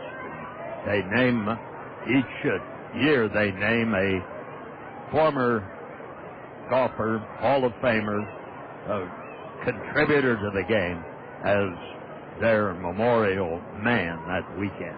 Do you know who it is this year, Bob? No, I do not. Well, you mentioned golf, and Larry Ziegler is a St. Louis, and I haven't seen much of Larry's name recently. I don't know if he's playing on the senior tour or not, but no, he is. I'll tell you an interesting question that came about 30 years ago when Larry Ziegler was in the prime of his career concerning Busch Stadium, and it's too bad. Maybe they could get Larry Ziegler back to do this. People have always wondered, and this is the last year of Busch Memorial Stadium, whether Larry Ziegler could stand at home plate and drive a golf ball over the center field, not the wall, but the stadium. Oh, without any problem. Okay, I didn't know about that. No problem at all. There goes the runner, and a hit and run, and it's drilled foul by the batter Navarro into the Papa John's Plaza. That one hit somebody square in the jaw. or in the nose. That fella looks to be okay, but he is an adult, and he's being tended to by his friends in there in the Papa John's Plaza. He's holding a plastic drinking cup, and he'll be going to the St. Luke's First Aid Station for treatment. The 2-2 to Navarro. Driven in the air to center. Richard Giannotti catches everything out there, and this is no exception. Richard takes a few steps back and gloves it for the second out of the seventh inning. Bob, the reason people wondered about Larry Ziegler being able to drive one from home plate out of Busch Stadium is they wondered not about the distance, but the height. Oh, no, that wouldn't be any problem. Okay. Not for those guys. Right. Those guys are a special breed. You could take a good golfer could take a sand wedge here at home plate and hit it out over center field. Sure. In this ballpark, I could see that. The other great St. Louis golfer is still golfing, Hale Irwin. There goes the runner. A pitch, a change-up low. The throw to second. No chance for Michael Collins. His throw is late to Alexi Casilla. Boy, did young Chi Chen pick the right pitch to go on. A change-up that dropped low to the batter, Sebastian Boucher. And that stolen base is the 9th of the year in 11 tries for young Chi Chen. And he's at second in scoring position. This is a big at-bat now. The Kernels can't afford to fall further behind. 4-2 here in the 7th. A change-up, and that one's downstairs. Ball 2 to Boucher. Sebastian Boucher has given the Kernels fits in this series. He has one hit today, a double and a run scored in the first. He has 4 hits in the series. He's batting .312. Ball 3 inside, and it's 3-0 now to Boucher. And Cordova's being very careful with him now. With a base open and a switch hitter or left-handed batter on deck, batting .328, so it's a case of pick your poison if you're Francisco Cordova. Let's see if the Timber Rattlers turn this hitter loose. Nope, ball 4 high, and I think for some reason Cordova would rather face Asdrúbal Cabrera than he would Sebastian Boucher, who he walked on 4 pitches. First and second, 2 out. Jamie Douglas warming up in the Colonel bullpen. Wisconsin leads it 4-2. Here in the top of the 7th inning. Jamie Douglas hasn't seen much action. They've used him very sparingly, haven't they? Yes, they have. Much like last year's lefty Scott Heineman, who I believe is out of baseball now. Scott's a Princeton graduate. Here's a high fly ball into deep right center. Madrigal on the run, way back in the gap, and Warner tracks it down. Warner Madrigal makes a fine running catch in deep right center field to prevent Wisconsin from adding to their lead here in the 7th inning. Madrigal got a very, very good jump on that ball. And that made the difference as he was able to reel it in deep right center. No runs for Wisconsin in their 7th. 1 hit, a walk, a stolen base, no Colonel errors. The Timber Rattlers lead 2. They've stranded 5. 7th inning stretch here at Veterans Memorial Stadium. A crowd, I believe, of over 3,000 here today. The Kernels trail Wisconsin 4-2, and they'll face a new pitcher in the home half of the 7th. This is Kernel Baseball in the zone. And it is done. We attack at lunch. No, they will expect that. We attack at dinner too. Excellent. They will never expect a second wave of warriors. We must prepare. They will be waiting. With fresh meat and vegetables on a large table. And we will be swift in our actions. Choosing only the finest of their offerings. Piling them high in a bowl. Then cooking them fast on a sizzling grill. And then we eat. Gaze upon your fresh meats and vegetables for the final time. The attack will be successful, and we will be satisfied. The plan is done. What are you guys doing? Oh, hey, Valerie. Yeah, we're just getting ready for lunch at Genghis Grill. You want to go? Yes, to Genghis Grill. Probably no to you two. Okay.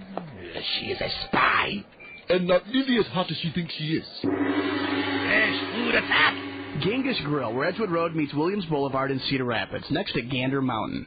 Hi, everyone. I'm Matt Lauer, and Sunday night, the Discovery Channel and I want to find out who's your greatest American. Dr. Martin Luther King Jr. George Washington. Who's done the most to shape your values and culture? Oprah Winfrey. Who inspired you and changed the way you live? Muhammad Ali. Now you get to vote and decide in Greatest American, a 4-part series on the Discovery Channel, hosted by me, Matt Lauer. For the people, by the people.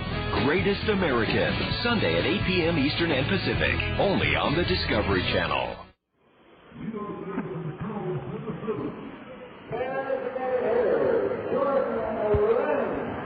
A 6th-round pick by the Seattle Mariners in 2003, Eric O'Flaherty, a 20-year-old lefty, takes over, and he'll face Jordan Renz, who's 2 for 2 today. 4-2 Wisconsin, bottom of the 7th. Renz fouls one high up into the backstop, strike one. 4-2 Timber Rattlers. The final line on starter Jason Snyder. He's trying to win his 2nd game in a row and post his 6th win of the season. He went 6 innings, and he gave the Kernels just 2 runs on 7 hits, struck out 5, walked none. Eric O'Flaherty, a 20-year-old southpaw who was drafted out of high school by Seattle, is on here in the 7th inning. O'Flaherty in relief of the starter, Jason Snyder, and he's ahead of Jordan Renz, no balls, 2 strikes. Well, you talk about diversity. How about a Tuiasa Sopo from Bellevue, Washington, and you get a Flaherty from Walla Walla, Washington. I'm fairly familiar with the state of Washington as Renz takes just outside. Eric O'Flaherty. Well, you've been everywhere. Not quite, but Bob, Walla Walla, when I was growing up in the 70s, I believe was a Dodger affiliate. They used to have professional baseball in Walla Walla. The 2-2 to Renz. Pumped over the backstop foul. Jordan's really swinging well right now. Eric O'Flaherty, the 20-year-old southpaw, 1-2 this season, a high ERA of 6.33, but he has 5 saves to his credit. And he's 6'2", 195 pounds, so let's see what he can do here with an 82-mile-an-hour fastball that was low.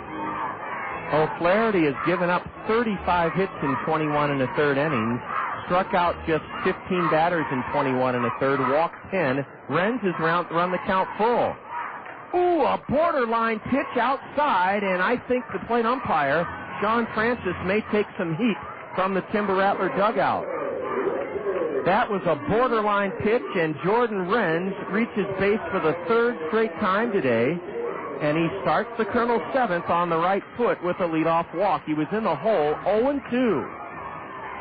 And with that in mind, O'Flaherty steps off the pitching rubber, and you know an Irishman has a pretty good temper, so we'll see if that non-call of a strike upsets him. A chopper to shallow third. This is a foul ball. No argument from Bobby Magallanes. I'm not sure if Brandon Green was sure of himself or not. He decided in front of the bag to let that ball hit.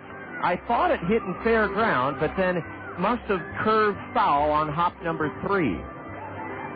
Well, he let it go. He came up and he thought, this ball's going foul.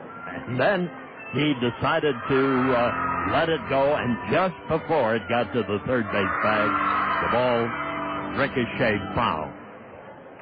Richard Giannotti's batting right-handed for the first time today. Runner at first, nobody out. Ball 1 low from the southpaw. O'Flaherty was with Wisconsin last year. In fact, he started 10 games. Went 3-3 with an ERA of 6.12, and he was a 19-year-old last year as a starter for the Timber Rattlers. The 1-1 to Richard, and that one is dribbled foul towards the third base Wisconsin dugout. Some kids right down below our broadcast booth are whooping it up, trying to get the Kernels going. You can hear them chanting in unison.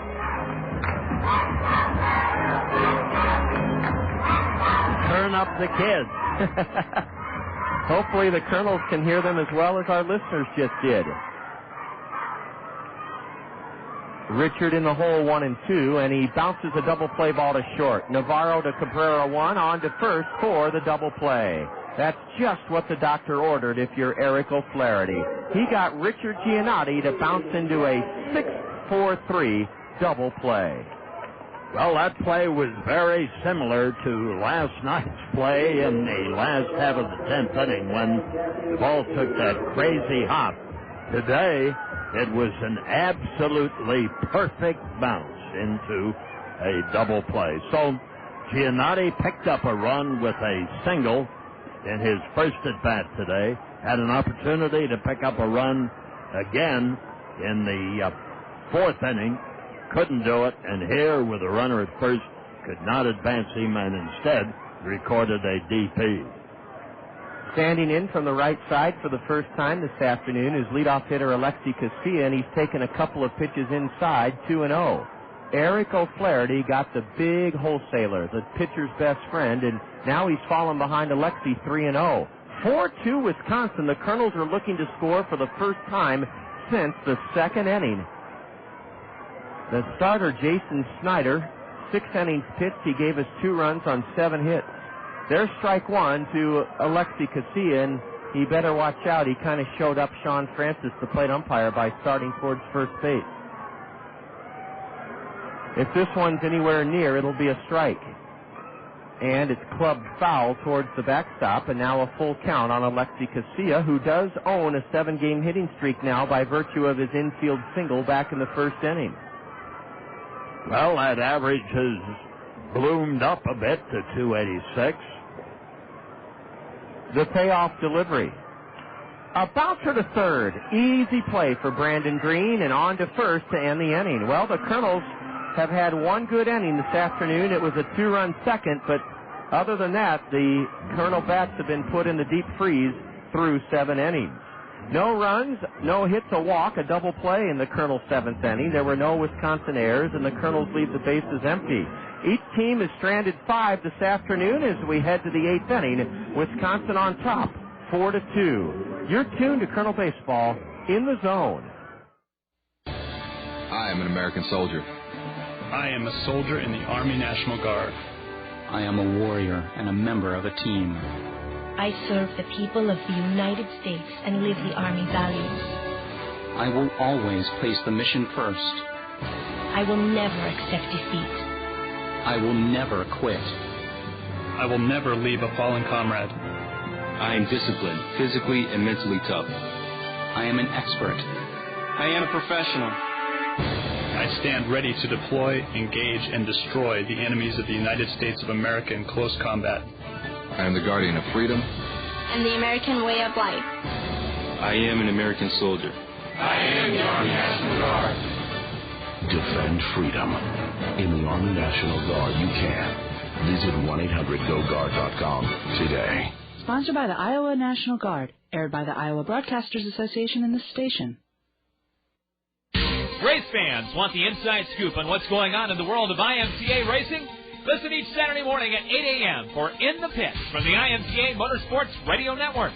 John and Jr. take you around the Midwest and the country with the latest news, results, and interviews with the nation's top drivers. Hi, I'm Doug Thompson of the IMCA Motorsports Radio Network. I hope you get a chance to catch John and Jr. and In the Pits every Saturday morning at 8 a.m. from KCRG 1600 AM, The Zone from Cedar Rapids. It's just past 2 o'clock, and you're enjoying Kernel Baseball on ESPN Radio 1600, KCRG, Cedar Rapids, Iowa. This game moves into the 8th inning, and lefty Jamie Douglas is on in relief. Second relief pitcher for the Kernels, Francisco Cordova. 2 innings of scoreless baseball. Jamie Douglas pitched an inning and 2/3 of shutout ball in the Memorial Day Kernel loss to South Bend 6-4. Bob told you he's been used sparingly, and he's on in an important situation here, top of the 8th inning, 4-2 Wisconsin. Douglas with a record of 1-1. His first pitch is over but low to Mike Wilson, ball 1. Wilson has driven in a run and scored a run. And it's scoreboard time. Thanks. Here's a ground ball, fair, past third, down into the left field corner, ricochets off the tarp, and it's a leadoff double for Mike Wilson. Mike Wilson has his second hit and he greets Jamie Douglas rudely, bouncing a ground ball just out of the reach behind third. Even if Freddy Sandoval would have been able to backhand it, it would have been an infield single, but instead, it's a leadoff double for Mike Douglas. State Farm Insurance agent, Lanny Peterson. Dale Thompson, Al Shetler, and Gary Schubat bring us a look at afternoon action here today on the State Farm Major League scoreboard. And Baltimore and Boston are underway. That's at Fenway. And the Bo Sox lead it with a score of 3-2 in the last half of the sixth inning. Look out, the batter's hit. A left-handed hitting Marshall Hubbard had a pitch run right in on his shoulder blades, and he struck, and Jamie Douglas is in a heap of trouble. First and second, nobody out, as Wisconsin will try to add to their 4-2 lead here in the eighth inning. Baltimore's Gibbons has hit his ninth home run in that one. 3-2 Boston in the last half of the sixth. In the last half of the seventh inning, Texas leading Detroit 4-3. White has hit his fifth home run for the Tigers. And Cleveland, Minnesota. They've had a very competitive series, and it's 3-3 the last half of the eighth inning. Martinez. Hey, Coco Crisp is back. He's hit his fourth home run. Mauer's hit his fifth home run, and Punto his first for the Minnesota Twins. The 1-0 delivery to Marshall Hubbard is high and away. It's 2-0. Jamie Douglas is digging himself a pretty deep hole, and that prompts a visit to the hill from Kernan Ronan. Bob, just out of curiosity, is that Cleveland-Minnesota game at Jacobs Field or the Metrodome? No, it's the Metrodome. Well, how would you like to be stuck in the Metrodome today? And that's the point you and Scott Unash talked over earlier. I'm not sure, unless Carl Pohlad steps to the plate, that the Twin fans will ever enjoy outdoor baseball. But a day like today, it's a shame to be in the Metrodome. Well, yes, but if you build an outdoor stadium with the amount of people they attract from the Dakotas and from northern Minnesota and northern Iowa, you have to have some kind of a roof so that you know that when these people travel, they're going to see a ball game. And that's the big hooker on this deal. Minnesota's weather is not pristine by any matter of means, and I've been at the old Met, man, when it has been cold. Oh, having coached track there for 6 years, I can tell you April and May, as you said, Bob, are no picnic, no guarantee of good weather. No, it's certainly not. And the same story would be for the Vikings football. Everybody up there wants a stadium. Minnesota, the Twins, the Vikes. I guess Timberwolves are satisfied with the Target Center. They better be. Yeah, they better be. Swing and a miss by Brandon Green, and they were not bunting. Now a long look by Green down at his skipper, Scott Steinman, coaching at third. This is a pivotal juncture in this game. 4-2 Timber Rattlers. They have two on, nobody out. And Jamie Douglas is behind 2-1 to the right-handed batter, Brandon Green. Ball 3, high and outside. Anything else this afternoon, Bob?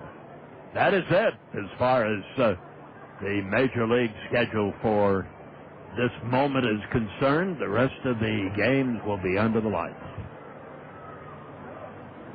Wilson at second, Hubbard at first, Jamie Douglas with the 3-1. And it's bunted, foul up the third base side. Now the count full. Our did you know question. Did you know that when asked to list the three most despicable villains of the century, Brooklyn-born writers Jack Neufeld and Pete Hamill wrote the following? These are the three most despicable villains of the 1900s, according to these two Brooklyn-born writers, Adolf Hitler, Joseph Stalin, and Walter O'Malley. For moving the Dodgers. The beloved Brooklyn Dodgers.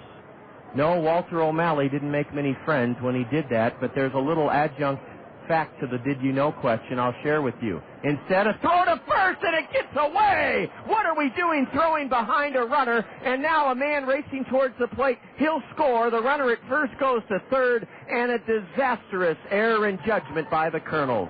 You don't blame Jamie Douglas for the wild throw. What you have to ask out loud, Bob, is why in the world do you throw behind the runner at first with the lead runner at second And now the Timber Rattlers can break this thing open. They have a runner at third, nobody out. A second throwing error by a Kernel pitcher this afternoon. Well, you have a pitcher out there who hasn't seen much action.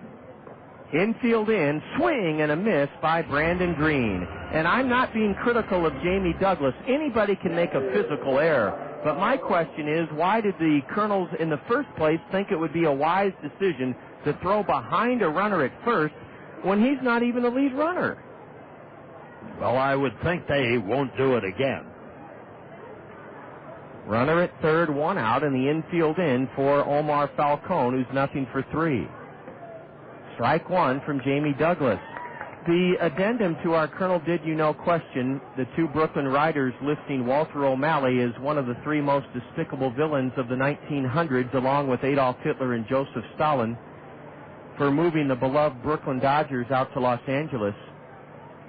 Ball one is high. Bob, I didn't know this. Walter O'Malley had the politicians in New York City and a world-renowned architect thinking about building a dome stadium in New York in the late 50s. That would have been revolutionary.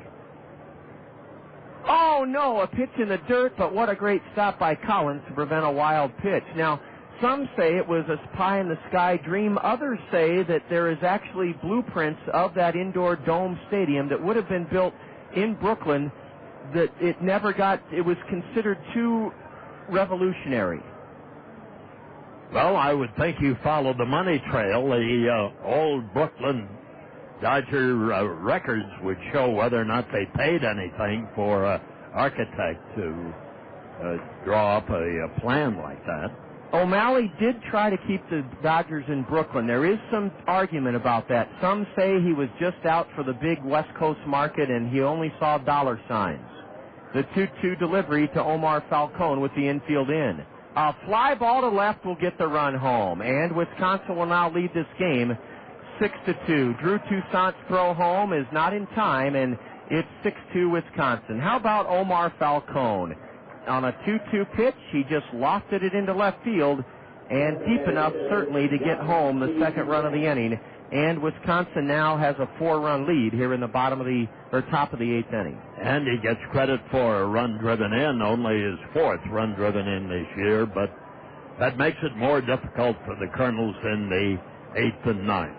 Essentially, the wild throw by Jamie Douglas has cost the Kernels 2 runs because there would still be runners at first and second and 2 out with this batter at the plate. Chin, he bounces one to third. Leaping stab by Freddy Sandoval. Throws it in the dirt, but it's picked clean by Chris Walston. Outstanding athleticism shown by Freddy Sandoval at third as he took a 2-out hit away from Young Chi Chen. That is the defensive gem of the day. High bouncing ball. Sandoval had to extend his body with a jump as far as he could go. Stabbed it and then threw, and Walston made a good play to dig the ball out and keep any further damage at bay. But 2 runs scored and 6-2 Wisconsin over Cedar Rapids. And you're listening to Colonel Baseball in the Zone. With graduations and weddings upon us, you may be giving or receiving gifts and presents. Cedar Rapids Solid Waste and Recycling reminds you that they do not accept gift wrapping paper in your blue curbside recycling box. Instead, try to recycle by reusing old gift paper. Since wrapping paper should not be put in your blue curbside recycling box, you can throw it away in your garbage if you don't reuse it. Enjoy gift giving this season, but remember that gift wrapping paper is not recyclable. Step up to the plate this summer and nominate your favorite Cedar Rapids Kernel for the Rockwell Collins Fans Choice Award. Every time you catch a Kernels game, fill out a Fans Choice ballot to recognize the efforts of your favorite ball player. Then drop the ballot in the designated box at the souvenir stand. During the season's final homestand, Rockwell Collins will present the Fans Choice Trophy to the player with the most votes and make a donation to that player's favorite charity. Rockwell Collins and the Cedar Rapids Kernels, partners on and off the field. ESPN Classic. Get the network that brings you the greatest sports in history. From Namath to Koufax. From McEnroe to Jordan. The greatest heroes. In their greatest games. Plus, the Emmy and Peabody Award-winning Sports Century. Revealing profiles inside the lives of legends. And real classics. Movies for sports fans every Sunday night. No wonder the LA Times calls ESPN Classic the best channel on television. To get ESPN Classic, call your local cable or satellite provider now.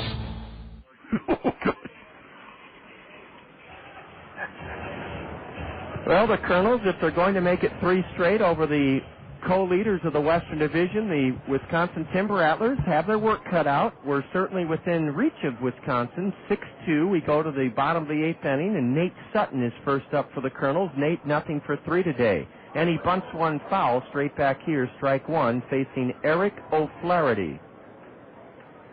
Bob, one thing about Walter O'Malley that I found both understandable and also kind of sad, because of his ego and because of Branch Rickey's ego, here's a drag bunt, and it could be a base hit for Sutton. The pitcher makes a fine barehanded pickup and underhands to first. You won't see a better fielding play by a pitcher than Eric O'Flaherty just made to take a bunt single away from Nate Sutton. Good play. Unfortunately, Walter O'Malley quibbled with Branch Rickey, and the reason I say that sad is both of those guys had so much to offer the game of baseball, but their egos were too big for each other. So Branch Rickey was sent packing, and he started trying to build a dynasty in Pittsburgh that never quite worked out. It centered around Ralph Kiner, I think. Well, that was a mistake. Ralph Kiner participated late in his career. Here's a deep drive to left, down the line, hooking, foul ball. Freddy Sandoval, who has 2 doubles today, narrowly missed his second home run of the year as he hooked it foul in front of the foul pole in left. Every time they mention Ralph Kiner, I think about the Cub outfield of Kiner's later years in baseball when they had Kiner in left. This is at Wrigley Field. They had Kiner in left and Hank Sauer in right. And the center fielder, I think, was Peanuts Lowry, and they about killed him because neither Kiner nor Sauer could get a ball 5 feet either way. A ground ball to short, and the throw by Oswaldo Navarro is in time, and as Freddy Sandoval narrowly misses a home run, he winds up grounding to short. 2 away here in the 8th inning. Yeah, Bob, Bud Curran, our legendary groundskeeper and Hall of Famer Bud Curran, said Hank Sauer used to come in here to Cedar as a hitting instructor for the Giants. Yes, he did, but he came mainly to eat. Well, and Bud said he also loved to come over to Bud's basement home, the basement of Bud's home just a few blocks away, and Bud had a bar built in the basement, and Hank Sauer used to love visiting that after games. Ball one is high to Drew Toussaint, and now a pitch low. Ralph Kiner, of course, made a bigger name for himself, really, on the big station in New York City. He was on their television, the Met Television Network, for years as a broadcaster with the late Bob Murphy. A towering pop-up towards the right side of the infield. Marshall Hubbard, glasses down, comes a long way in, and between first and the mound, Marshall Hubbard pockets it for the final out of the 8th inning. Drew Toussaint ends the Colonel 8th by popping out to first, and nothing doing for the Colonels since the 2nd inning today. The Colonels retired in order by lefty Eric O'Flaherty, and we'll go to the 9th inning with Wisconsin on top, 6-2. This is Colonel Baseball in the Zone. Ahern Plumbing and Heating now offers all their services under one roof. Whether your house needs plumbing work, you're remodeling a kitchen, want to give your bathroom a facelift, or simply need a new air conditioner or furnace installed, Ahern can do it. And you can trust Ahern Plumbing and Heating's professional installation on every project, big or small. Call on the team that Eastern Iowans have trusted for nearly 40 years. The A-Team at Ahern Plumbing and Heating. Call 393-4872. Ahern Plumbing and Heating. People say that I can't decide things. They are so wrong, but I could be wrong about that. A U.S. Bank check card with checking that pays gives you a choice of rewards, like cash, points for merchandise and gift certificates, World Perks miles, or even sweepstakes entries. Easy decision. I'll take the cash. No, it's a sweep. Sign up at your local U.S. Bank or call 1-800-720-BANK. I've made up my mind to put off my decision. That is final. U.S. Bank. No, wait. See banker for complete details. Member FDIC. The fundamentals of your business are under assault. Are you ready to fight back? Read Confronting Reality by Larry Bossidy and Ram Sharan and get their innovative business plan that will change the way you think about your company. In their mega bestseller, Execution, they taught you how to deliver results. In Confronting Reality, they connect the big picture of today with the nitty-gritty on how to get things done. Read Confronting Reality from the authors of Execution. You earlier, as this game goes to the ninth inning, 6-2 Wisconsin. We mentioned earlier on the Physicians Clinic of Iowa injury report the good news about Colonel closer Frederick Deloiza-Gacarni. He is off the disabled list, and he's on the mound now, Bob, pitching for the first time since game one of a doubleheader back on May 13th. So almost 3 weeks on the shelf for Frederick Deloiza-Gacarni. And it's nice to bring him in, not in a blowout. The Kernels are certainly in this game trailing 6-2, but it's a non-save situation. Basically what he's out there for is to get some work in and start getting back into the swing of things. And Deloiza-Gacarni has an ERA of 2.12. He is now appearing in his 15th game of the year, has pitched 17 innings to date. So he has a good ERA, is the type of closer that the Kernels need, and let's hope he can start off the way he finished. A bunt to the right side, and Bobby Magallanes addressed this sequence that just is unfolded. When you bunt a ball to the right side, and Chris Walston came off the bag at first to backhand it, it becomes a race between the batter and the pitcher, and unfortunately, how ironic that Frederick Deloiza-Gacarni is on the DL 2.5 weeks, and the first thing that happens is he has to sprint from the rubber over to first with a mending right hip flexor muscle, and I hope he didn't aggravate it, safe on an infield single, Josh Womack. Now Deloiza-Gacarni faces the leadoff batter, Oswaldo Navarro, a throw to first, and diving back in is Womack. Josh is 11 for 11 in stolen base attempts. 6-2 Wisconsin here in the top of the ninth inning. Well, Womack didn't bunt the ball. It was a swinging bunt.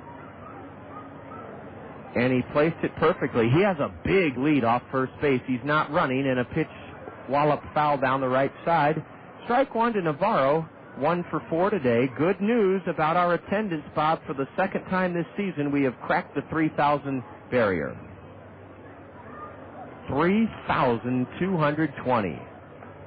Our second largest crowd of the season. And they're hoping the Kernels can keep the Wisconsin team from adding to their lead and that the Kernels can rally in the bottom of the ninth inning, down 6-2. The other thing about Ebbets Field, the subject of our Did You Know question, Walter O'Malley, listed as a villain by a couple of Brooklyn-born writers, Jack Neufeld and Pete Hamill. They listed O'Malley, and this is tongue-in-cheek. No one would ever seriously compare Walter O'Malley to Adolf Hitler and Joseph Stalin. They were mass murderers of the worst sort, but O'Malley did move his beloved Dodgers from Brooklyn in 1957. Bob, Ebbets Field only held 31,000 people. Yes, and it was an all-wooden structure that was really a ramshackle ballpark. And there goes the runner. A pitch inside, the throw to second, and Womack steals it. He's 12 for 12 on the year. Frederick Deloiza-Gacarni will now have to face Oswaldo Navarro with a runner at second and nobody out here in the ninth inning.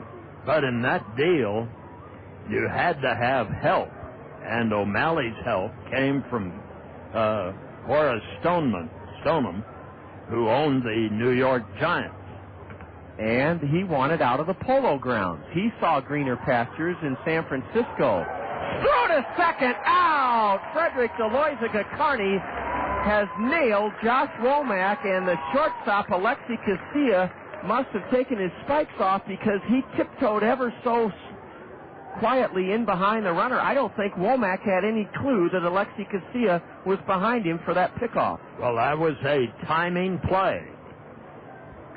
The timing of the shortstop to come over, get behind the bag, and the pitcher, the time to throw. Strike or ball 2 to Oswaldo Navarro. Frederick Deloitte-Gacarni pitching for the first time since May 13th, and he looks good so far. Here's a high pop foul behind the plate. Tough play for Michael Collins, and it's 3 rows up into the premier seats behind home plate. And the ump went sprawling. The umpire was coming back there, and he took a belly flop right in the dirt. Oh, my goodness, Bob. He sure did, and he may be shaken up a little bit. I hope more embarrassed. He shouldn't be embarrassed. He was hustling. He's smiling. He should be embarrassed. Well, he's smiling now. That is Sean. There wasn't any reason for him to be back there. All he had to do was just walk back at the plate. Okay, what he needed to see was whether the ball was going to skim the net, because if it does and Collins catches it, it's no catch. Well, he couldn't have seen it because he was on the ground, wallowing in the dirt. Sean Francis will have to have Ron Klein, the Kernel equipment manager, put some extra borax in his cleaning solution. His trousers are caked in dirt. Golfing one foul outside of first, and is Oswaldo Navarro, and catching it is Chris Walston for the second out of the inning. Bob, I missed the spill taken by Sean Francis, and we're laughing with Sean, not laughing at him. But did he get his feet tangled up? Yes, he did. He made a pivot, and bingo, he went down. He's now joking with Colonel Catcher Michael Collins about it. Oh, brother. He had a nice pratfall, as a matter of fact. I looked up, and you had seen it better. I was following the flight of the ball, and you saw the umpire go down in a heap, and the entire left side of his jersey is caked in dirt. Now he's getting some heat from the Colonel dugout about it. 1 ball, no strikes to Sebastian Boucher. We're in the top of the 9th. It's 6-2 in favor of Wisconsin. They're trying to stall out a Colonel 2-game winning streak in this series and put pressure on the Clinton Lumber Kings to have to win later tonight. Clinton and Wisconsin embroiled in quite a race towards the finish line in the Western Division first half. Deloitte-Gacarni, meanwhile, has run the count 3-0 as he misses low to Boucher. Bob, getting back to Horace Stoneham, he and Walter O'Malley did see the gold of California in the late 50s. They knew the population was booming out there. They knew about the success of the Pacific Coast League. It was a fertile market just waiting for big league baseball. But one grave error Horace Stoneham made that really cost him the next 35 years. They took him to a point called Candlestick Point. I know, I've been there. Well, they took him on a bright, sunny 10 o'clock in the morning visit. And the city father said, Horace, this is where we're going to build you a beautiful ballpark. And Horace Stoneham, at 10 o'clock in the morning, it was 65 degrees, no wind, sunshine, the ocean off to the right, or San Francisco Bay, and Horace Stoneham said, yep, let's break ground here. Ball 4 on a 3-2 pitch outside to Boucher. Little did Horace Stoneham know what awaited him the next 40 years in that miserable ballpark. When I went out there, I was there with the Iowa team and went to a Cub doubleheader. The Cubs were playing the Giants at Candlestick, and it was a day just like this. Absolutely gorgeous. You would never have thought about needing a Mackinac or a couple of blankets or something like that. You would never think that could happen. But, boy, I've talked to players who have been out there, and that was murder. Oh, yes, it was. An 0-1 pitch to the batter, and he pounces it fair, back a third. Wise decision by Freddy Sandoval. He takes a bite out of it. It's an infield single for Asdrúbal Cabrera, and a 2-out threat brewing for the Timber Rattlers here in the top of the 9th inning. Cabrera bounced one to third, and it was so high in the air that all Freddy Sandoval could do was hold on to it. No reason to try to get either the runner going from first to second or the batter. And now Wisconsin threatening to break this thing open with 2 on, 2 out. and the dangerous slugging cleanup batter Mike Wilson, who's already scored a pair of runs standing in against right-hander Deloisa Gacarni. And he golfs one foul, does the cleanup batter, into the sweeps down the first base line. Walter O'Malley, on the other hand, got a panoramic view of the San Fernando Valley out in Los Angeles. He took a helicopter ride, and he spotted a ravine named Chavez Ravine just not too far from downtown Los Angeles, and he picked the spot of all things from a helicopter. Well, in those days, that was just about the only way you could get out there. Incidentally, the freeway that goes by Chavez Ravine and by Dodger Stadium, the freeway that gets you in and out of the ballpark is the freeway to Pasadena, the freeway to the Rose Bowl, and it was the first freeway built in California. Well, that's very, very historic because, of course, California is a concrete maze of freeways, and you can't live in L.A. without a car. The smog is legendary, or they were fearful that the '84 Olympics would be a big debacle, but thanks to former baseball commissioner Peter Ueberroth, he made it a profit venture. A ground ball to third. Freddy Sandoval will throw across the diamond in plenty of time to get Mike Wilson, and that keeps the Kernels in the game. Mike Wilson golfed it to third. Sandoval threw him out. Frederick Deloisa Gacarni allowed 3 base runners, but no runs on 2 hits, a walk, a stolen base, no Kernel errors. Wisconsin leaves 2 men aboard, and the Timber Rattlers have stranded 7 on the day. Well, the stage is set for the bottom of the 9th inning. Kernels trail Wisconsin 6-2, and you're enjoying Kernel baseball here in the Zone. Have you heard the great news? Mediacom has stepped to the plate to give girls and boys the chance to do cool stuff with the Kernels and at the stadium. As a member of the Mediacom Little Sluggers, you'll get to have an autograph session with the Kernels, take a tour of the stadium, watch a movie from the outfield grass, take batting practice with the Kernels, and participate in a story time with the players. Join the fun of the Mediacom Little Sluggers by registering online at Kernels.com. That's Kernels.com. Hey, Mark. Hey, Jen. What's up? Your hair looks great. Did you get it cut? Sure did. I went to Cost Cutters. Wait, are those highlights? Yeah, I've always wanted to try. Interesting. It looks really good. Thanks. Don't you just love how you can stop into Cost Cutters anytime and get a great cut or color? Mm-hmm. Yeah, you don't have to plan out the next month of your life to fit in a haircut. Right. With Cost Cutters, you can go after work. Yeah, on weekends. Hey, on your lunch break, it's great when you forget you have like an afternoon meeting. You are such a procrastinator. No, I am not. Okay, maybe I am. Yeah. Now, Mark, are those chestnut or caramel highlights? I don't know what color they are. All I know is that it looks good. Cost Cutters is the only salon for me. You should be like the official spokesmodel for Cost Cutters. Spokesmodel. Oh, exactly. Don't you think? Working on it. Oh, guys, come on. You work a little. Stop into your neighborhood Cost Cutters anytime. Convenience is Cost Cutters' trademark. Cost Cutters, just your style. Cost Cutters is proud to support Eastern Iowa's most wholesome, affordable family entertainment. Cedar Rapids Kernels Baseball.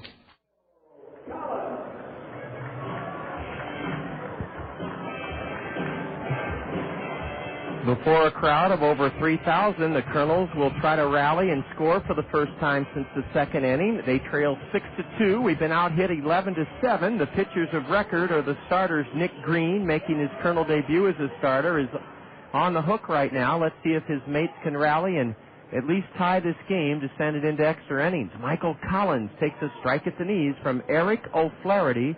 He's trying to... First pitch strike. And he's trying to nail down a save. If a relief pitcher goes 3 innings, it does qualify him for a save no matter what the score is. A check swing. The ball rattled off Michael's bat for strike 2. That hurts. He's in the hole, 0-2. And the Kernels haven't had a hit since the 5th inning. That was a 2-out double by Freddy Sandoval, one of our 7 hits. Collins now goes into a defensive posture at the plate, chokes the bat, and swings late and misses, strike 3. Nothing doing so far against Eric O'Flaherty. He walked Jordan Renz to start the 7th inning, his first frame out of the Wisconsin bullpen, but then a key double play off the bat of Richard Giannotti. The score at that time was 4-2. Jamie Douglas surrendered a couple of runs in his 8th inning, and it's 6-2 Wisconsin. One away here in the 9th for big Chris Walston. Chris has been held in check this afternoon, nothing for 3. He's batting 189. A high fly ball into shallow center. The second baseman glasses down, staggers underneath it, and puts it away. That's Asdrúbal Cabrera, and suddenly the Kernels are down to their last cartridge in the revolver. 2 gone here in the bottom of the 9th inning. Warner Madrigal owns one of the Kernels' 7 hits. He doubled and scored back in the Kernel 2-run second inning. Little did we know that at that point, that might be all the runs the Kernels would get.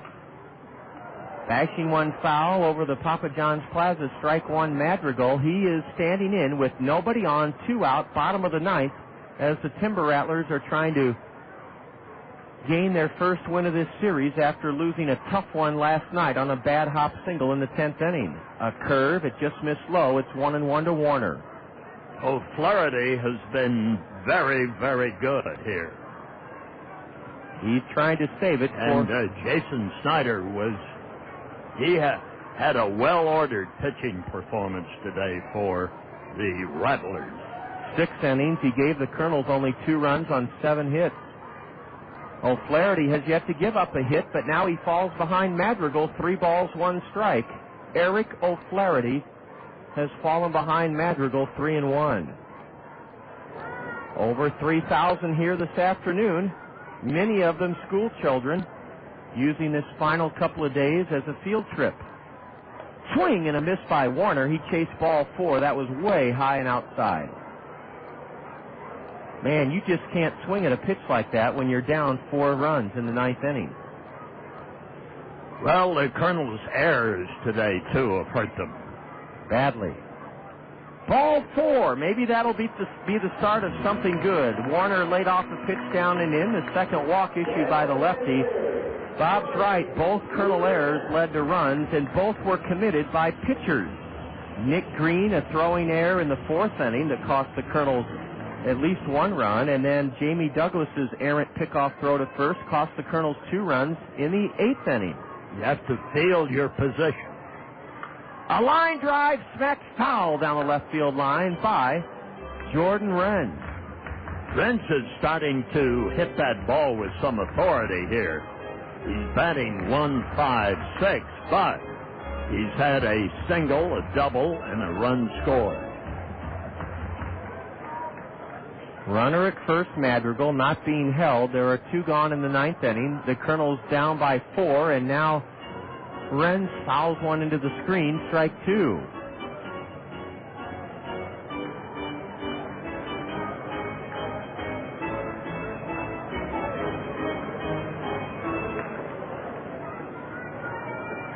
Eric O'Flaherty comes set, delivers a high pop foul over the grandstand roof, and that's another indication that Jordan Renz is coming out of the first half doldrums that have plagued him. He's getting into it, isn't he? Exactly. Yep. He just looks a lot more comfortable at the plate.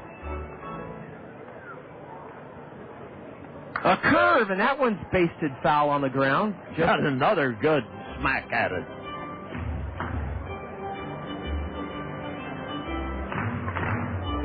(6-2) Wisconsin. And we are in the bottom of the 9th inning. 2 out, 1 on for the Kernels. Swing and a miss on an off-speed pitch. The catcher will throw to first to end this afternoon's game. And Wisconsin comes back after losing the first 2 in this series to have an opportunity to gain a split. The Kernels can still take the series with a win in the series finale tomorrow. In the 9th inning for the Kernels, no runs, no hits, a walk, and no Wisconsin errors. The Kernels leave a runner, stranded 6 in bowing to the co-leaders of the West today. 6-2 Timber Rattlers. Totals, highlights, and more come your way next on the Colonel Curtain Call. This is Colonel Baseball in the Zone. So, you get up one morning, and before you even make it out of the bedroom, you stumble over an old lamp that hasn't worked since 1968. And then you stub your toe on an old coffee table you meant to get rid of 5 years ago, but you didn't. And now your toe hurts like crazy. So you go out to the garage to get that foot soaker you got for Christmas, but you can't get to it because it's behind the bikes and trikes and the weight bench and treadmill that you're going to start using. Next week for sure. And then it hits you with the wallop of a double latte. You have too much stuff. So what do? The Gazette Classifieds. Yeah, that's right. Sell it in the Gazette Classifieds. Have a garage sale. You'll sell stuff. You'll clear out your house. You'll have money in your pocket. And that means you can go out and buy more stuff. Be one of the crowd. 100,000 people respond to the Gazette Classifieds every day. Look to the Gazette Classifieds. It works for you. The Gazette. Now you know.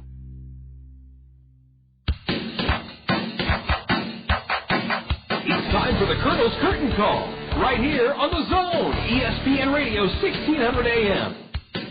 With a recap of all the action, the State Farm Major League scoreboard, plus a look ahead to the next Kernels game, let's rejoin the voice of the Kernels, the one, the only John Rogers, here on the Zone, ESPN Radio 1600 AM. And this is John Rogers, the voice of the Kernels, back with Hall of Fame sportscaster Bob Brooks. The Wisconsin Timber Rattlers in desperate need of a victory in the midst of a long road trip, a 12-game road swing, swallowed a bitter pill last night as the Kernels won it on a bad hop single in the 10th, and Wisconsin trailed today after 2 innings 2-1, but then, Bob, a big 4th inning helped the Timber Rattlers get their first win in this series. It certainly did, and Cedar Rapids reverted to some of its old mistakes of throwing errors by the pitcher. But it was a home run by Marshall Hubbard with a man on that signified the end of the Cedar Rapids offense today, because that put the Rattlers up by the score of 3-2. That was at the end of the 4th inning. But also in that inning, another run was plated because of the pitcher's throwing error. The starting pitcher today, Nick Green, sailed one over the first baseman's head down the right field line into the bullpen to allow the 3rd run to score in the inning and make it a 4-2 game. And the Kernels' bats then went silent against Jason Snyder and O'Flaherty, who mopped up. Snyder gave up some hits, to be sure, but he also got in first strikes and pitched a well-ordered ball game and was the deserved winner today. O'Flaherty came on to do a real solid job mopping up. The Kernels didn't do anything in the final 3 innings. They had one man on because of a walk in the 7th, went up and down in order in the 8th, and had a man on because of a walk in the 9th inning, but the 2 strikeouts and a fly out, and that was the old ball game. So the Kernels lose the 3rd game of the series and lead the series 2-1, still struggling, trying to get up to that 500 mark at home that now stands at 12 wins and 15 losses in the home ballpark. So Bobby Magianis continues to fiddle with the lineup a bit. He had to use Nick Green, basically a relief pitcher, to become a starting pitcher, and he pitched acceptably well. But the throwing error was ever so wounding, and the Kernels then had another throwing error late in the game by the relief pitcher who came on, and that, too, was very wounding. Cordova's sailed one high and wide, and that hurt the situation. But in all, it was a lack of offense by the Kernels after they took a 2-1 lead, then got behind 4-2 and trailed the rest of the way and lost the first game of the series after winning the first 2. So we decide the series with the team leading the Midwest League West tomorrow in the first pitch at 7 o'clock. Can Cedar Rapids take a series from a first-place team? Well, we shall see tomorrow as they continue development toward what they hope will be a solid lineup and a sound pitching rotation come the split season time. We also await with anticipation the draft of high school and college players next Tuesday to see what the Angels can do about retooling and reshaping the form of this ball club that also should be reshaped some with the signing of Jared Weaver, the number 1 choice by the Angels this week. So Cedar Rapids goes down before 3,220. I think they still had a good time at the ballpark, but Wisconsin Rapids had a better time of it. The Timber Rattlers of the now Wisconsin team, 6 runs, 11 hits, and no errors. Cedar Rapids, 2 runs, 7 hits, and 2 errors. And the story is, see them tomorrow. And we'll do that. Bob, with the recap of the game. Up next here on the Colonel Curtain Call, we'll enjoy our Access Direct play of the game. Stand by. Julia Jansen, Colonel Broadcast Assistant, will have a look at those afternoon games on the State Farm Major League scoreboard in a little bit, as well as setting the schedule for tonight. 6-2 Timber Rattlers. Bob, thank you so much, and we'll wrap up the 8-game homestand. Look forward to having you back tomorrow evening. And then it's on to South Bend. On to Gold Dome Country. We'll be back with the Access Direct play of the game in just a minute. You're listening to Colonel Baseball in the Zone. I'm Dave Shea. For 35 years, I was news anchor for Channel 2. Now, with gas prices at $2 a gallon, check out Randy Kill Honda and save with great fuel mileage on all Hondas in stock. The safest family sedan, the Honda Accord, will definitely save the family pocketbook with 34 miles to the gallon. Get even better mileage with a compact Civic, getting you there at 38 miles to the gallon. Or check the amazing fuel mileage of the Honda Civic Hybrid, 48 miles to the gallon, and that's in city driving. Randy Kill Honda has a large selection of pre-owned Hondas, too, all with exceptional fuel mileage. Check them out at www.randykiel.com. Also, Randy Kiel offers a 7-year, 100,000-mile confidence guarantee on new vehicles. You can take my word for it, but you may also want to talk with other Honda owners. They're people you know, your friends, your neighbors, maybe even your relatives. I'm saving on gas prices by driving my Honda, and you can too. See Randy Kiel Honda on Center Point Road Northeast. Before a crowd of 3,220, the Wisconsin Timber Rattlers knock off the Kernels 6-2. Access Direct is now proud to bring us our Kernel play of the game. Team players, that's what Access Direct is looking for right now. They have some fabulous career opportunities, and you can learn about them in one of 2 ways. You could log on to their website at www.accdir.com, or you can give them a call. Access Direct is 261-0260. That's 261-0260. Not only is Access Direct looking for team players, but they have a well-rounded benefit package to entice you to work there. Medical, dental, and vision insurance, a 401k savings plan, casual dress code, and I've been to Access Direct. Christy Mart has given me a tour of their facility here on the southwest side, and I can attest it is a fun, friendly place to work with a casual dress code. The benefits are outstanding, and the career opportunities are there for you at Access Direct. They need team players. Access Direct encourages you to apply today. Wisconsin led this game after the first half inning 1-0. The Kernels, though, forged ahead in the second inning. With 2 out, Warner Madrigal grounded a double into the right field corner. He scored on a base hit into left by Jordan Renz to make it 2-1. Renz then stole second and was wild pitched to third by starter and winner Jason Snyder. Richard Giannotti, batting ninth in the Allen Motor Company Kernel starting lineup today, stepped to the plate with the go-ahead run at second in the second inning, 2 out, and let's enjoy our Access Direct play of the game. Defense, that's what Cedar Rapids is. The payoff pitch to the Colonel number 9 hitter. A looper into center for an RBI single. It's 2-1 Colonel. The Colonels lead it 2-1 as Richard Giannotti sent a 3-2 pitch soaring into shallow center, scoring Jordan Renz with 2 out, and it's 2-1 Colonels, the lower third of the order with 2 out, double, single, and single, 2-1 Colonel. Richard Giannotti got the job done with his 8th RBI of the year and gave the Kernels a 2-1 lead. That's why we chose it as our Access Direct play of the game in a Wisconsin 6-2 victory here today. Up next, Colonel Broadcast Assistant Julia Jansen will check the afternoon action as well as slate for tonight on the State Farm Major League Scoreboard. That's next here in the Zone.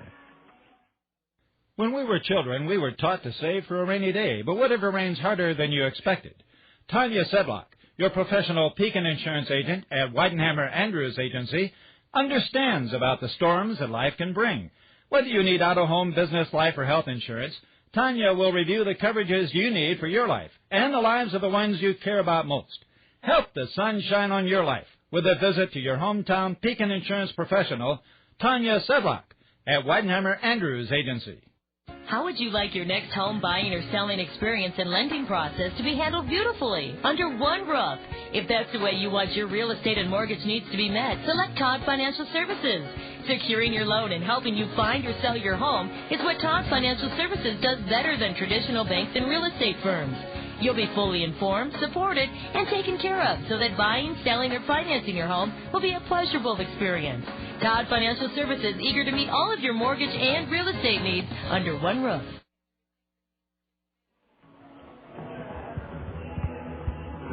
Still a lot of the afternoon left to enjoy. Make sure you take in the the 19th hole with Scott Unash. Bob Brooks will be one of Scott's guests this afternoon in the Zone. Here today, Wisconsin picked up a much-needed win, shut the Kernels out after the Kernels scored their only 2 runs of the game to take a 2-1 lead after 2 innings, and Wisconsin cruised home to a 6-2 win. We'll enjoy the series finale and the homestand wrap up tomorrow. More about that in a moment. But right now, State Farm Insurance agents Al Shetler, Gary Schubat, Dale Thompson, and Lanny Peterson bring us the State Farm Major League Scoreboard, and Colonel Broadcast Assistant Julia Jansen has it. Well, there are no finals yet. The only game that's close is over in Minnesota. The Twins and the Cleveland Indians are in extra innings. They're tied at 3 in the 10th. Over at Fenway Park, Baltimore and Boston are tied. They're in the top of the 8th. Over at Comerica Park, Texas leads Detroit 5-3. Later tonight at Kauffman Stadium, the New York Yankees meet the Kansas City Royals, and Toronto meets Oakland. I try to make up a word there, Tokeland. Then over to the National League, in progress right now at Coors Field. The St. Louis Cardinals have jumped on top of your Colorado Rockies 2-1. Later tonight at RFK Stadium, Atlanta takes on Washington. Florida will face Pittsburgh later tonight, and at Citizens Bank Park, San Francisco will take on Philadelphia. And 3 more games later tonight at Shea Stadium, the Arizona plays the New York Mets. At Petco Park, the Chicago Cubs will play the San Diego Padres. And over at Dodger Stadium, Milwaukee Brewers will play the Los Angeles Dodgers. And, Julia, how many straight will the Cubs be gunning for tonight in San Diego? How many straight? You know what? I don't have any idea right now. Because you've been so busy helping our ball club. They will be shooting for their 7th straight win. Ronnie Sano and Pat Hughes have had a lot of fun out on the West Coast describing the Cubs' resurging ball club. They have won 6 in a row, and they'll go for number 7 against one of the best teams in the National League, the San Diego Padres. Julia will have the South Slope Communications Triple Play show, the Ask the Manager show for us tomorrow at 6:40. Bobby Magallanes will be answering questions that you've emailed to me to him through me at jrogers@kernels.com. And the 8-game homestand will come to a conclusion, the series finale, the Kernels and the Wisconsin Timber Rattlers. This afternoon, the Kernels were blanked after taking a 2-1 lead in the 2nd inning, and Wisconsin dumped the Kernels 6-2. It was our pleasure bringing you the action from the ballpark today, as a crowd of 3,220 enjoyed the beautiful, beautiful weather. For Colonel Broadcast Assistant Julia Jansen, I'm John Rogers. Thanks to Bob Brooks, who's headed down to the Zone to join Scott Unash for the 19th hole. 6:40 South Slope Communications Triple Play showtime tomorrow evening. And we also want to be sure to thank Craig, our in-studio engineer down in the Zone, for all of his great service to us during the afternoon. Wisconsin whips the Kernels 6-2. Have a great rest of your Thursday afternoon. This has been Kernel Baseball in the Zone. This has been a special sports presentation from The Zone, ESPN Radio, 1600 AM, Cedar Rapids. Now back to our regularly scheduled ESPN programming, already in progress.